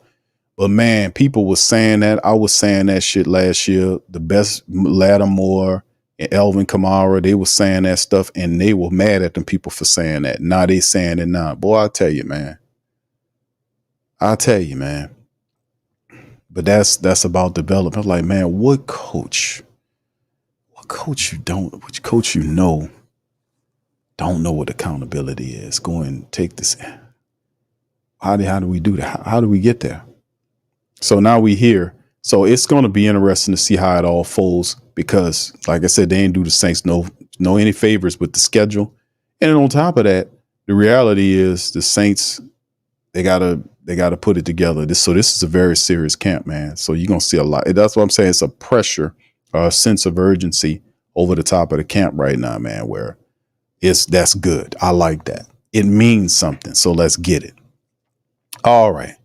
Yeah. Mr. Head Tap said he had a hip flexor, according to what they're saying, is not serious, but we'll see. All right. Chelsea says, bring back TM13, bring back Michael Thomas. I don't think that's gonna happen. Yes. I don't think that's gonna happen. Michael Thomas was one of those players too, the fractured locker room guys, they call it. Elvin, Michael Thomas, Marshawn Lattimore. There was the heavyweights in there. Mike was gone. Marshawn almost got traded. And Elvin Kamara can't get a contract right now. Very interesting. Very interesting. Marley said, I swear if Dennis mess up this year, D.A. Mickey should get cursed out. All right. Randolph, what's up, bro? Says Q. Dallin Hawker starting. He said it's starting Q, not Foster. Okay. Hold on. What? You say he's starting this. Right. He's getting first team reps right now because Juwan Johnson's hurt. Foster Monroe will be the backup. So you thinking Dallin Hawker would be the second tight end? Is that what you're saying, Randolph? He said Juwan may not get his starting job back. Remember, Coach Barone said we should see something special for him once camp starts, undrafted free agent with the ones. Yeah, he is running with the ones right now because Juwan Johnson's is there. I think Juwan Johnson's under a contract year, if I'm not mistaken. I think Juwan's facing the contract year. But remember, he was one of the guys that often a very curious story to Juwan Johnson that I always like to think about, this kind of show people that dreams come true, visions become reality. Juwan Johnson was the last wide receiver. When he first arrived, he was the last wide receiver in the Saints room of a bunch of talented wide receivers that year. That we were saying during that time, hey, man, they need to take this guy and transform him into a tight end because he has the size, the blocking ability. He'll be better utilized as a tight end. We were saying that when he was a wide receiver. The next year, the Saints took him, converted him to a wide receiver, and he was at the back of the tight end room. Then the following year, he fought up from the back of the tight end room when you had Nick Vanette. What's the guy, the fish man, Adam, what's his name? I forgot the man name. The fish man. What's his name, y'all? Y'all remind me. He plays for Sean. He starts for Sean Payton's squad right now. Troutman. Was it Adam Troutman, the fish man? Yeah, so you had Troutman. You had when Nick Vanette was sorry as hell, who Sean Payton gave like a 3-year deal to Nick Vanette like he was something. I was like, who is this guy? Guy couldn't stay healthy, couldn't block, he couldn't catch. Sean Payton gave the dude a 3-year deal. I was like, what kind of foolishness is that? Well, Mickey Loomis did. And then you had Fishman, and then you had Juwan Johnson on the back. Actually, he was buried there and end up Fishman gets traded. Nick Vanette gets released. Juwan Johnson climbed up there and ultimately got into to be tight end number 1. He got, an extension. I think he has 1 year left on his current deal. He's a free agent after next year. And he's also in a prove it situation with Juwan Johnson this year. So yeah, Dallin Hawker, man. Because I went back, Randolph, and I studied Dallin Hawker's his film. And what my analysis was on it was, I said, this guy reminds me of, and he likes all of the best tight ends. He likes all of the tight ends. Like he likes Kittle. He likes Kels. He likes, what's the other guy? I know you got Kittle, Kels, and it's another dude that he mentioned that he likes, that he mimics he likes the game. But to me, looking at him, being that I'm a diehard Who Dat man, I went back in my mind. I was like, man, this dude reminds me of Jeremy Shockey, like not as crazy and wild, as Jeremy Shockey is, but his game reminds me of Jeremy Shockey with a little bit more, not more control, but not as wild because Jeremy Shockey was wild. But he reminds me of Jeremy Shockey a little bit. But the guy hasn't. I mean, he was one of those slip through the crack type players that arrived the Saints seen and say, hey, man, this dude might be something. He had the size, he had the speed, he had the blocking ability. He's good catching the football, and some kind of way he slipped through the cracks of the draft. And the Saints, well, we do good with undrafted guys. And we were able to pull him here. And then if you look at the tight end room, Juwan Johnson had a foot issue. Foster Monroe was never going to be a starter at this level. He was just a blocking backup guy to get some veteran ability there. And then the rest of the tight ends the Saints have are long shots. So, yeah, Dale and Hawkers definitely have an opportunity to climb, a lot higher. So, yeah, I seen that happen. I was like, yeah, that guy is going to be something, man. If he was what he was, I think he will be all right. And there he is. So shout out to you, Brother Randolph, because you was very adamant about him. But big ups to you, brother, for admitting that, hey, man, I was wrong, Okay, he says, yes, he's starting. He has been starting tight ends each day. Yeah, oh, yeah. Yeah, he been taking first team reps. That'll help him. Yeah, and I wouldn't be surprised if you're thinking he might end up getting up to the second TE2. If Juwan Johnson isn't on the field, you probably we'll see where they go. But yeah, if he's taking TE1 snaps right now, he might go past Foster Monroe because you need somebody with that ability to kind of does what he's doing. The dude's a balanced tight end, blocks, moves very well for a tight end, catches the ball, not just the lumbering big tight end, the old traditional ones, a streamlined, more contemporary version of the tight ends that a lot of teams have. Like he fits amongst the dude from Detroit tight end, the Hawkinson from Minnesota, the guy from LaFondra, whatever. I keep forgetting the man's name. Good tight end that they have up there with the Detroit Lions and everybody else. He fits that streamlined contemporary tight end that most people want. All right, but shout out to Randolph, man. All right, yeah, Jeremy Shockey. Y'all look at the tape on. He reminds me of Jeremy Shockey, man. Strange, very strange. All right, Millie 2L says, heard a lot of people saying trade AK like hamstring. Miller proved that he can be one but can't stay healthy. I said that. People, I don't know. The thing about it's like, man, this, that, and the third. The Saints, Alvin Kamara is still the Saints' best offensive player. He still is. And the Saints are paying him good right now. They're paying him a good amount of money to be the running back right now. He wants to make a little bit more than that heading forward. So they kind of been apart on the money, but it's just up to Alvin Kamara to just go out there with a chip on the shoulder and do what he do. We'll get the best version of AK-41 with that contract looming over his head. I don't think it'll be a distraction because Alvin Kamara is a professional. But like I said before, I would caution people to not trade or talk about trading your best offensive player when you don't have a competent person to step in to play all those weeks of games that you can build your offense around. You need that running attack. The running attack is what you're going to need to set the Saints offense up. It's not going to be Carr first. It's the running attack first with Carr operating as a complement to it, which that's how the play action gets going. Running game gets going, play action gets going, then Carr gets in there and he starts doing what he's doing like he did late last year and had success. That's basically the standard for success, getting the play action going. That way you have their head on a swivel. They don't know what you're going to do, whether you're going to pass or run. So in order to do that, you need your best weapon. That's Alvin Kamara. So, yeah, Kendre Miller, man, I said, man, he did really well in the back end, but I need to see a full season of Kendre Miller staying healthy before I make the decision that he should be relied upon. Because people see him as the future, but the future is not now. It's not now. He's not ready. All right. Okay. Chelsea says Pam is number one big. Okay. There you go. There you go. I agree with that. All right. Marley says, Pam, I heard you've been going through. Okay. Hold on now. We what y'all talking about here? Cut it. I don't know. I got to step on out that. Terrence says, he said, I hear you. You may be right. Okay. Prince saying something now. Okay. Kendre is a bust. Okay. He's saying, okay. Brother Prince is saying he feels like Kendre is a bust. It's too early for that, bro. Can't say that. I can't say that. Laporta. There you go. For whatever reason, I can't remember that man's name. I always seem to forget his name. All right. Yeah, that's that. Yeah. But I can't say Kendre, man. I could say Davenport's a bust. I don't think we're going to see. I think Pete Werner's there too. He's healthy right now, but Pete Werner, the entire time he's been here, and this is last year, the Saints denied his, turned down his 5th year because they ain't want to pay him $13 million or whatever it was.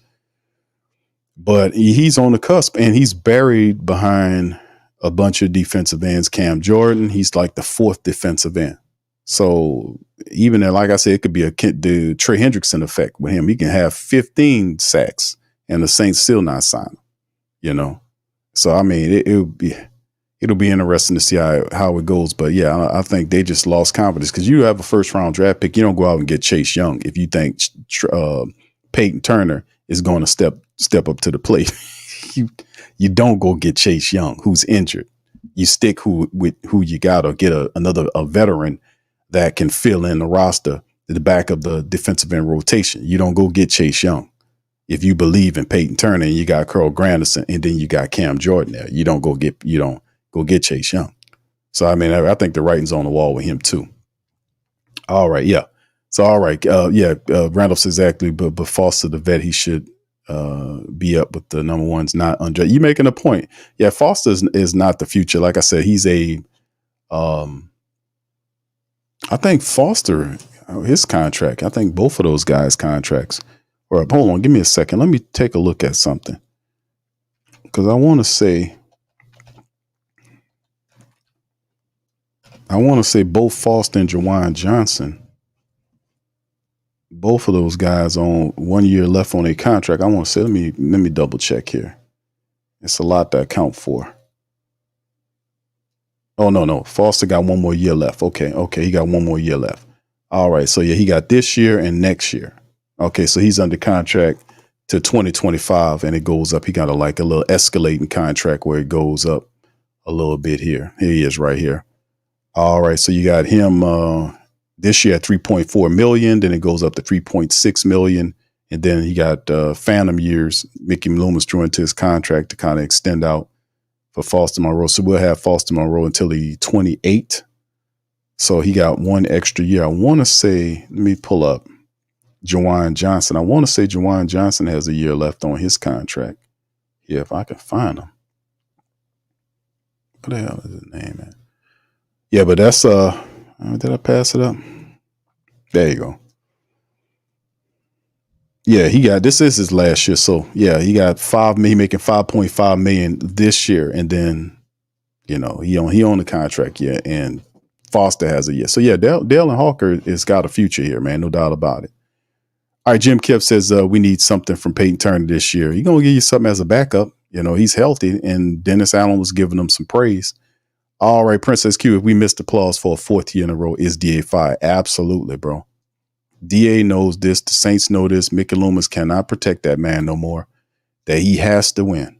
It's the bottom line. Now, that's the question. That's why it's a sense of urgency with the black and gold right now. He has to win. That's what it come down to. He got to win. If he doesn't win, that means he's going to get terminated. The Saints offensive people that took the job here, they do understand, because most of them, it's about security. They understand the risk that are involved here because they get the job. If the offensive staff don't bring it, that's why they're so serious and tight-faced it over there, because they know that ain't no time for no playing. We got to get this right. And if we don't, we could be out of here in 1 year. So a lot of pressure is on Clint Kubiak, Andrew Janoko, and that entire offensive system. Inside of it, the assistant coaches, that whole side, to get it together and get it together fast. And like I said, last year you had opportunities where you can build up to a crescendo. This year is different. You might get a weak game against Carolina, depending on what they look. They might be animated. I don't know. And then you get Dallas, then you get Philly, and then Atlanta, and then you get Kansas City, and then you get Tampa Bay. Don't look past Tampa Bay either. They've been playing the Saints pretty good as of late. Then you get Denver on a short week. Sean Payton comes to town. So, these could be problematic. So if Dennis Allen, I wanted to say this early in the broadcast, but if Dennis Allen is in the hole, like if he beat Carolina and then you go into a hole like you're maybe not 1-3, but you go through 5 weeks and you're like 1-4 or something like that. I don't think they're going to be 1-4. I think they could be able to beat Not all the teams. I'd be surprised if they go 5-0 or something like that. I don't anticipate that happening. But if they can go through the first 5 games of the season at 3-2, that's a victory. But if it's like 2-3, that's not so bad. And so far as for Dennis Allen, I wouldn't like that. But if it's less than that, like if it's 1-4, that's going to be very difficult for Dennis Allen. Like he gotta win, man. Like if he's in the hole going into the season and they're behind 2 or 3 games, man, he might not make it to like the middle of the season, like to week 8 or 9 or whatever. He might not make it there. And then what's going to happen is the pressure. Oh my God, the pressure. If he's in the hole in terms of wins and during that throughout the schedule, the pressure is going to be unforgiving. It's going to be unforgiving, the pressure. Just going to keep it real with you. I don't think he gets through that. He's going to be standing up there with that possum puss saying, oh, we just got to keep chopping. We got to keep chopping wood and all that kind of stuff. It's not going to cut it. It's not going to cut it. You got to get these wins, fam. You got to win. So this is why the season has such the training camp and then the preseason has such a certain energy to it because it's an urgency. These guys are going to get fired. Thank you, Prince. Shout out to you, fam. Appreciate you. All right, Jack says the tight end room is a bunch of bums. Okay. All right, Jack. All right. He also says Dennis Allen is HOF according to Mickey Loomis. Yeah, we played that skit last night with Mickey Loomis bucking his eyes, making crazy comparisons. That's what he does. Now, Millie Too says, who's going to replace the Honey Badger when he leaves? I don't know, brother. I don't think that player is on the team. You got Jordan Howden on, there. And then I think the Saints have to find somebody, they will have to find a safety, to place there. I don't think the Honey Badger replacement. I like Jordan Howden. He's the best future safety you have, but I don't know. I think they might have to find somebody and probably through the draft because the money situation is the issue. So Cartel Bo says, Q, if DA was to fail again, does Clint stay offensive coordinator or do you move him up? Okay, I got you. Yeah, if they fire Dennis Allen during the season, I could see, Clint Kubiak being placed as the interim coach, but if he fails as Clint, now I don't know. They'll interview Clint Kubiak for the job, but do you want but think about the circumstance. If your scenario plays out and DA loses, the Saints lose, they fire Dennis Allen. What do you think the Saints are going to do insofar as moving forward into the future? Are they going to get an inexperienced head coach to take the reins of the team into the future? Or do you get an experienced coach, not an older coach like a Bill Belichick, which I don't think they'll ever do that because Mickey Loomis, Bill Belichick would want a lot of power to graft the team with general manager duties, and Mickey Loomis would feel too insecure about that. So it'd probably be a coach in between, but it's like in the NBA, it's like in the NFL. A lot of times the teams are going to the template where you go get a hot, intelligent, cheap, up and coming coach. It could be Clint Kubiak, who does have the lineage. With Kubiak, you can look at him. He could be a respected guy. We might give him his opportunity, and then there are other guys that's a little bit more experienced than him that's had coaching positions before, like a Brian Flores, who gonna come in for the job, check out for the job, and stuff like that. So, it could be the way. And then looking at the Saints situation, monetarily speaking, I don't see them breaking the bank, trying to go out and get they had Doug Peterson walked in the door. That was the first coach the Saints had an opportunity to hire. And that was like, surprise. Dougie Peterson's here to interview for the job. He interviewed with the Saints and then left. The very next stop, Jacksonville signed him to a contract, and he took that team, turned around, got him in the playoffs. They ain't been in the playoffs for years. Dougie P turns around in his first year. And then the Saints struggle. They go they go backwards. And then finally, the last year, go 9-8, still 9 playoffs. So, and then Dougie Peterson's Jags beat the Saints, didn't they?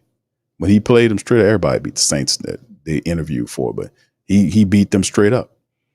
So, like I said, man, I don't know. As long as Mickey Loomis is in place doing these hires, it's always going to be questionable motivations because there is nobody checking his thought process. And that's why he's so terribly elitist, because ain't nobody telling Mickey Loomis, hey, man, what's your game plan? And if he tells you that, like, man, that's stupid. You need to revamp that. That's not a really intelligent way of doing. Who's doing that? He comes up with these plans and tells them, and they agree with him. There is no critical analysis of decision making that's happening at the administrative level that is concerning Mickey Loomis. He occupies 2 positions. He's too old to have both those jobs. The general manager position should be a younger person. But he doesn't want to give up the camera time because nobody's going to talk to a VP when they can talk to the general manager. So it's a position that gets a lot of camera time, and he enjoys that. He likes being up there. Plus, he's his own boss. Dennis Lauscher does not do anything to check him. He defers to him, and so does Gail. So and then he says, I might retire in 10 years. That will make you put him in his 70s. And then none of them say anything about it. They don't check him for saying the elitist stuff, telling people they're not qualified. Nobody in the entire NFL that's an executive is telling people that's writing articles and asking questions about the failures of the team or with the, this, that, and the third. Yeah, well, they're unqualified to talk about me. I wouldn't ask them for advice anyway. What? Dude, are you 6 years old? What is this? Are you in kindergarten right now, Mickey? Hey, Mickey. Hey, Mickey. Are you in kindergarten right now coloring? That's what that sounds like to me.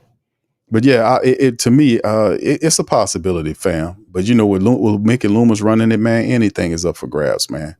It just a change needs to happen, fam, is what I'm saying. It's time. The Saints really need to reformat, reorganize how the administrators are at the top of the team. It's old, antiquated, and it needs to be changed. Mickey Loomis has too much say in the decisions with the Saints. He don't need to be both jobs. If you want the general manager job, then give it to another person for the VP. But he should not be allowed to keep both positions because all of the intelligence is running through him, and you can see he's unbalanced. He's unbalanced. You see how he looked in the press conference, this unqualified elitist junk where you ain't nothing but an employee working for a billionaire. They might like you a lot, but you're still an employee. How dare you tell people they're not qualified? Man, get your ass out of here. Tramal says DA can't lose to Baby Bryce. You never know with some of these games. It could be a trap game. I said that about the Carolina game, overlooking Dallas. Dallas is in week 2 at Dallas. We don't like Dallas. It's a big rivalry there. Could the Saints be caught up in a situation where they're overlooking Carolina in week 1, looking to Dallas? It happens. We have to watch out for that. Jack says Allen needs to learn how to speak confidently. Yeah, chopping wood. He said that. That's his verb. I'm not putting anything in their mouth that they hadn't said. It's just really weird to hear, though. Byron Saints have a fast start upcoming season out the gate, but one game at a time. DA is gonna. He said had he had pressure on him. Yes, indeed. Reginald says whole season riding on Clint and offense to start off fast. It is. Their jobs is riding on that. No doubt about it. And they knew this walking in the door. Brother St. John says Dan Campbell would have been nice. Yeah, I know, bro. Yeah. Look what he's did with Detroit. Took Detroit. They were a laughing stock for many years. Dan Campbell went up there and gave them responsibility, gave them respectability, turned Detroit into a contender. And these people talking about Super Bowl. Detroit. What reality are we in? But that's Detroit. Detroit's been a dumpster fire of a football team for many years. Not anymore. A lot of former Saint personnel up there turning the team around. We had those guys here. We had Dan Campbell here. We had Glenn here. We had those guys here. A lot of the players that's showing up out there, they were Saints guys. Alex Anzalone, who led the team in tackles last year. Remember, Anzalone couldn't keep him healthy. Started tiptoeing through the tulips. Got rid of him. He was one of their best players last year. So, I mean, yes, Detroit is no longer a laughingstock. Unfortunately, we have become that. Ava says, I can't see Kubiak being the next head coach because if the Saints miss the playoffs again, it will be because the offense did not perform well. Defense hasn't been the problem. Well, I mean, and you're right, Ava, in some aspect. In many aspects, you're right. But there have been games where, I can see why the defense failed because the offense failed. like the Green Bay game when the Saints were up, the offense it was 1 quarter of football left. The Saints, all they had to do was run the clock out. They couldn't even do that. And then the cold-blooded part about it is the defense couldn't even stop them from doing what they're doing. The defense let them win the game too. The offense couldn't run out the clock, put the defense out there, and the defense let Green Bay win that game. But it becomes like it's a demoralization process because you can see it. It happened in Green Bay. It happened in the Minnesota Vikings game. It happened with Atlanta. It happened with Houston, where the Saints will be in the game up to the point, and then you keep seeing these repetitive garbage offensive series where the Saints getting 1 and done, 3 and done and punt, 3 and done and punt, 5 plays and punt, 6 plays and punt, 7, 8 plays and a field goal, then a touchdown, and then it resets itself, and then it takes the Saints another 3 to 4 drives before they get another field goal or a touchdown. They'll score a touchdown almost like it was by accident, and then it'll be 2 or 3 more series before that. That's how it was. There was no consistency to it whatsoever. It really was. It was pretty bad. I can see how a defense would be demoralized by that because they would be going out there playing more reps than they should be playing, trying to do such and such. But the bottom fell out in that Green Bay game. It was just 1 quarter. All we had to do was just hold that 1 quarter, and both offense couldn't keep the clock turning. Defense couldn't stop them. So, yeah, but for overall, the defense has been a lot more consistent, and that's really not saying much when you're talking about the Saints, you know what I mean? Jack says, watch Detroit Inside the Den. That's Ed, coach, and GM working with some excitement and football intelligence, unlike our sorry group. Like I said, hopefully these words make it to Gail Benson, make it to Dennis Lauscher to change it up. There's the reason why you are losing, because the model you have is outdated and antiquated. So is the general manager you got too. He's outdated and antiquated too. He's the oldest GM in the game, and he doesn't have any intentions of stepping down. He said that last year. Well, I might go for another 10 years. And then they don't say anything. That's the problem when you have people, the 2 top people in the organization don't know nothing about the sports that they are supposed to be over with, but they know how to cash the money from it. It's crazy, man. It's an interesting phenomenon we have here. Militu's, the Saints camp is full of Raiders. Man, it's going to change the colors to black and gold. Hype Pam said, man, keep getting the red zone and not scoring. Yeah, the defense suffers from that. Like they suffer from that. That's a demoralization process happening because defense is playing more reps than it's supposed to. So the key to it at all is it goes back to the Saints running the football. Running the football keeps the defense happy. Our defense, not the opposing team's defense, because it allows the clock to turn. We gain possession and control over the clock, which means the longer we keep their defense out there, the more worn down their defense becomes, which makes it easy for the Saints offense to score on them. And while that's happening, our defense is getting rest and getting ready to come out here and get at their offense. So when you control the clock, that does so many positive things. And that's what the Saints want to work on. They want to control the clock, where it also, controlling the clock, you control the game. The game is ran by the clock. If you control the clock, it doesn't matter where you play. To be honest with you, it really doesn't. If you're a professional, you are more interested in controlling the clock. If you control the clock, you control the field, whether it's home or away. You have control of it. Controlling of the clock means that you can wear their defenses down. Controlling the clock means that you affect their play calling. You affect their play calling because you removing time from their side of things, which forces them to restrict their playbook, which is to take plays out and put other plays. It puts a bind. It puts a grind on them. You see what I'm saying? It's so important about controlling that clock. It really is.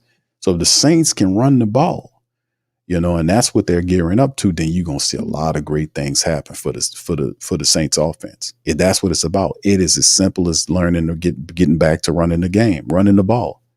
Running the ball means everything. You can work the play action off of it. And we know they can run the play action. So it's as simple as getting back to running the ball. That's what it is. We have to run the ball and run it consistently. That's the simple part about it. It's right there. Have to run the ball. Bottom line. All right. So anyway, fam, with that being said, man, listen, man, I just wanted to, I know I'm a little early in today's show for you guys, man, but listen, I'm chilling. I just wanted to chill with you guys and holler at y'all and kind of, pop up and kind of go over the latest stuff that happened during camp today, man. And it's pretty cool, man. So like one of the biggest sticking points today is that Marshawn Lattimore did leave practice with a hip flexor, according to what they're saying, that it's not serious. It's not serious. Okay. That's what they're saying. So we hopefully that remains the same, so, and also Jake Haener had made the comment about him having a rare form of skin cancer that's not life threatening. So prayers go up to him as well. And plus we heard from Dennis Allen. We heard from several other Saints. The only person we didn't hear from was Payton Turner. They cut it off before that. So it is what it is. All right. Yeah. All right, Jackson. I want to see Shaheed in the Debo role and Hill in the use check role. Yeah, indeed. And shout out to Brother Hendricks at the Saints News Network. Kyle T. Mosley, big ups to you. They were saying it's not a fad, that they're actually playing Taysom Hill at fullback. It's official. They're playing him at the fullback position. So Taysom Hill is your new Kyle Juszczyk. So that was the question, like, who's going to play Kyle Juszczyk? It's Taysom Hill. And Taysom Hill, in my opinion, can be a better Kyle Juszczyk than Kyle Juszczyk. I'm telling you, because he's a beast.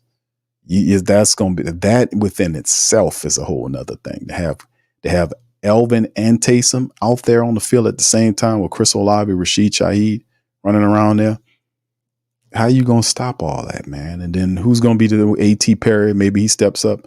How are you going to stop all that? How are you going to stop that? And the Saints are time is motioning everywhere. The defenses don't know. And that's the whole nother thing too, with the double motions and all this kind of stuff with the defense tipping its hat. The Saints could be able to really do some confusion to the opposing defenses. A lot of the team, notice the 49ers confuse a lot of people, man. They really do. So if the Saints can do 70 to 80% of what they were doing last year, we should see some improvement. But besides all that fancy stuff, it all belongs to just running the ball. So that's really interesting within itself to have Alvin Kamara and Taysom Hill on the field at the same time. Insofar as fullback, running back, it's just, that's amazing to me, because both of those guys are game breakers. And you put both of them on the field with Chris Olave, Rashid Shaheed, and probably A.T. Perry or Cedric Wilson Jr., whoever the third guy is, Jawan Johnson or Dallin Hawker. That Saints they have all. Come on, you just have to run the ball, man. This is going to be. I can't wait to see it, man. This is going to be awesome, man. All right. So anyway, with that being said, and like I said, I'm on record for always saying I think the Saints will have success this year because they talking right. The big problem was, and I said it was attention to detail and accountability. They didn't have it. That's why the team was fracturing and breaking apart. Dennis Allen, he must have heard these shows because I was yelling it the whole damn season last year. Man, this is not an accountable team. This is some BS. And they finally got it. And now we're going to see some football. So we'll see. All right. So anyway, I'm up out of here, man. Listen, I appreciate you guys. If y'all enjoyed the show, please feel free to hit the like button. Feel free to hit the subscribe button as well. Check out the whodatdaily.com link in the description section also for merch and all that kind of stuff, and support the stream. Our link tree is attached to the comment. I think it's in the description section below. I think they put it in there. But listen, man, I appreciate y'all so kindly, man. I'm going to pop up here tomorrow. I want to see y'all put the notification bells on there. I might pop up here tomorrow, depending on if they got something popping and snapping. I don't remember what's happening tomorrow. I'm going to have to look at my schedule. But I'm going to holler at y'all on the flip one. Much love. Who that to you?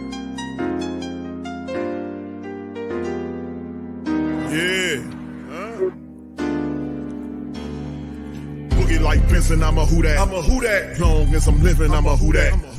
Lose or winning, I'm a who that. Sports Coma, yeah, this is where we do that. Where we do that. Where we do that. Where we do that. Where we do that. Where we do that.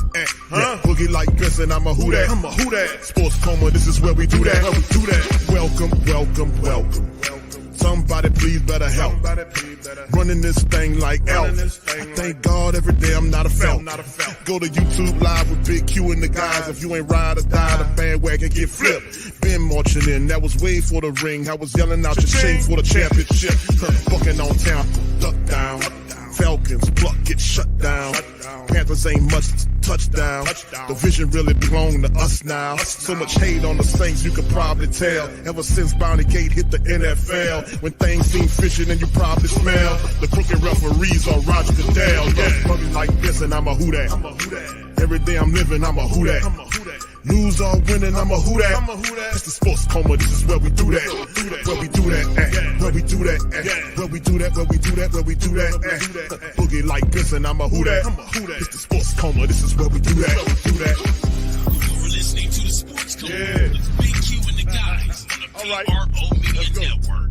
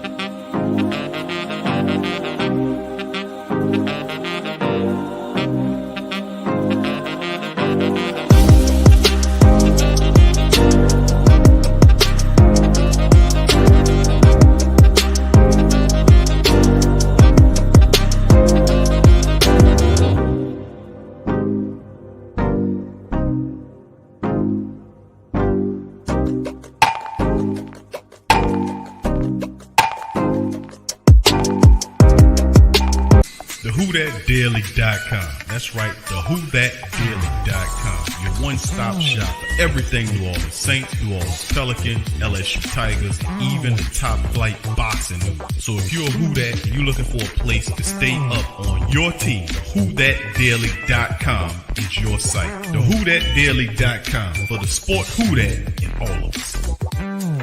That's right, the Pro Shop is the platform store where you can go and buy all the latest merch to support the platform. Available at the Pro Shops, we have dozens of hundreds of products available for you and your family. Unisex tees for men and women, hoodies and sweatshirts, tank tops, kids and baby items, long sleeve tees, mugs, pillows, wall art, bath bedding, face masks, phone cases, stickers, bags, fanny packs, socks, hats, and many other items. Please feel free to check out the Pro Shops. The link is in the description section below. And remember, it helps the platform continue to grow. Check out the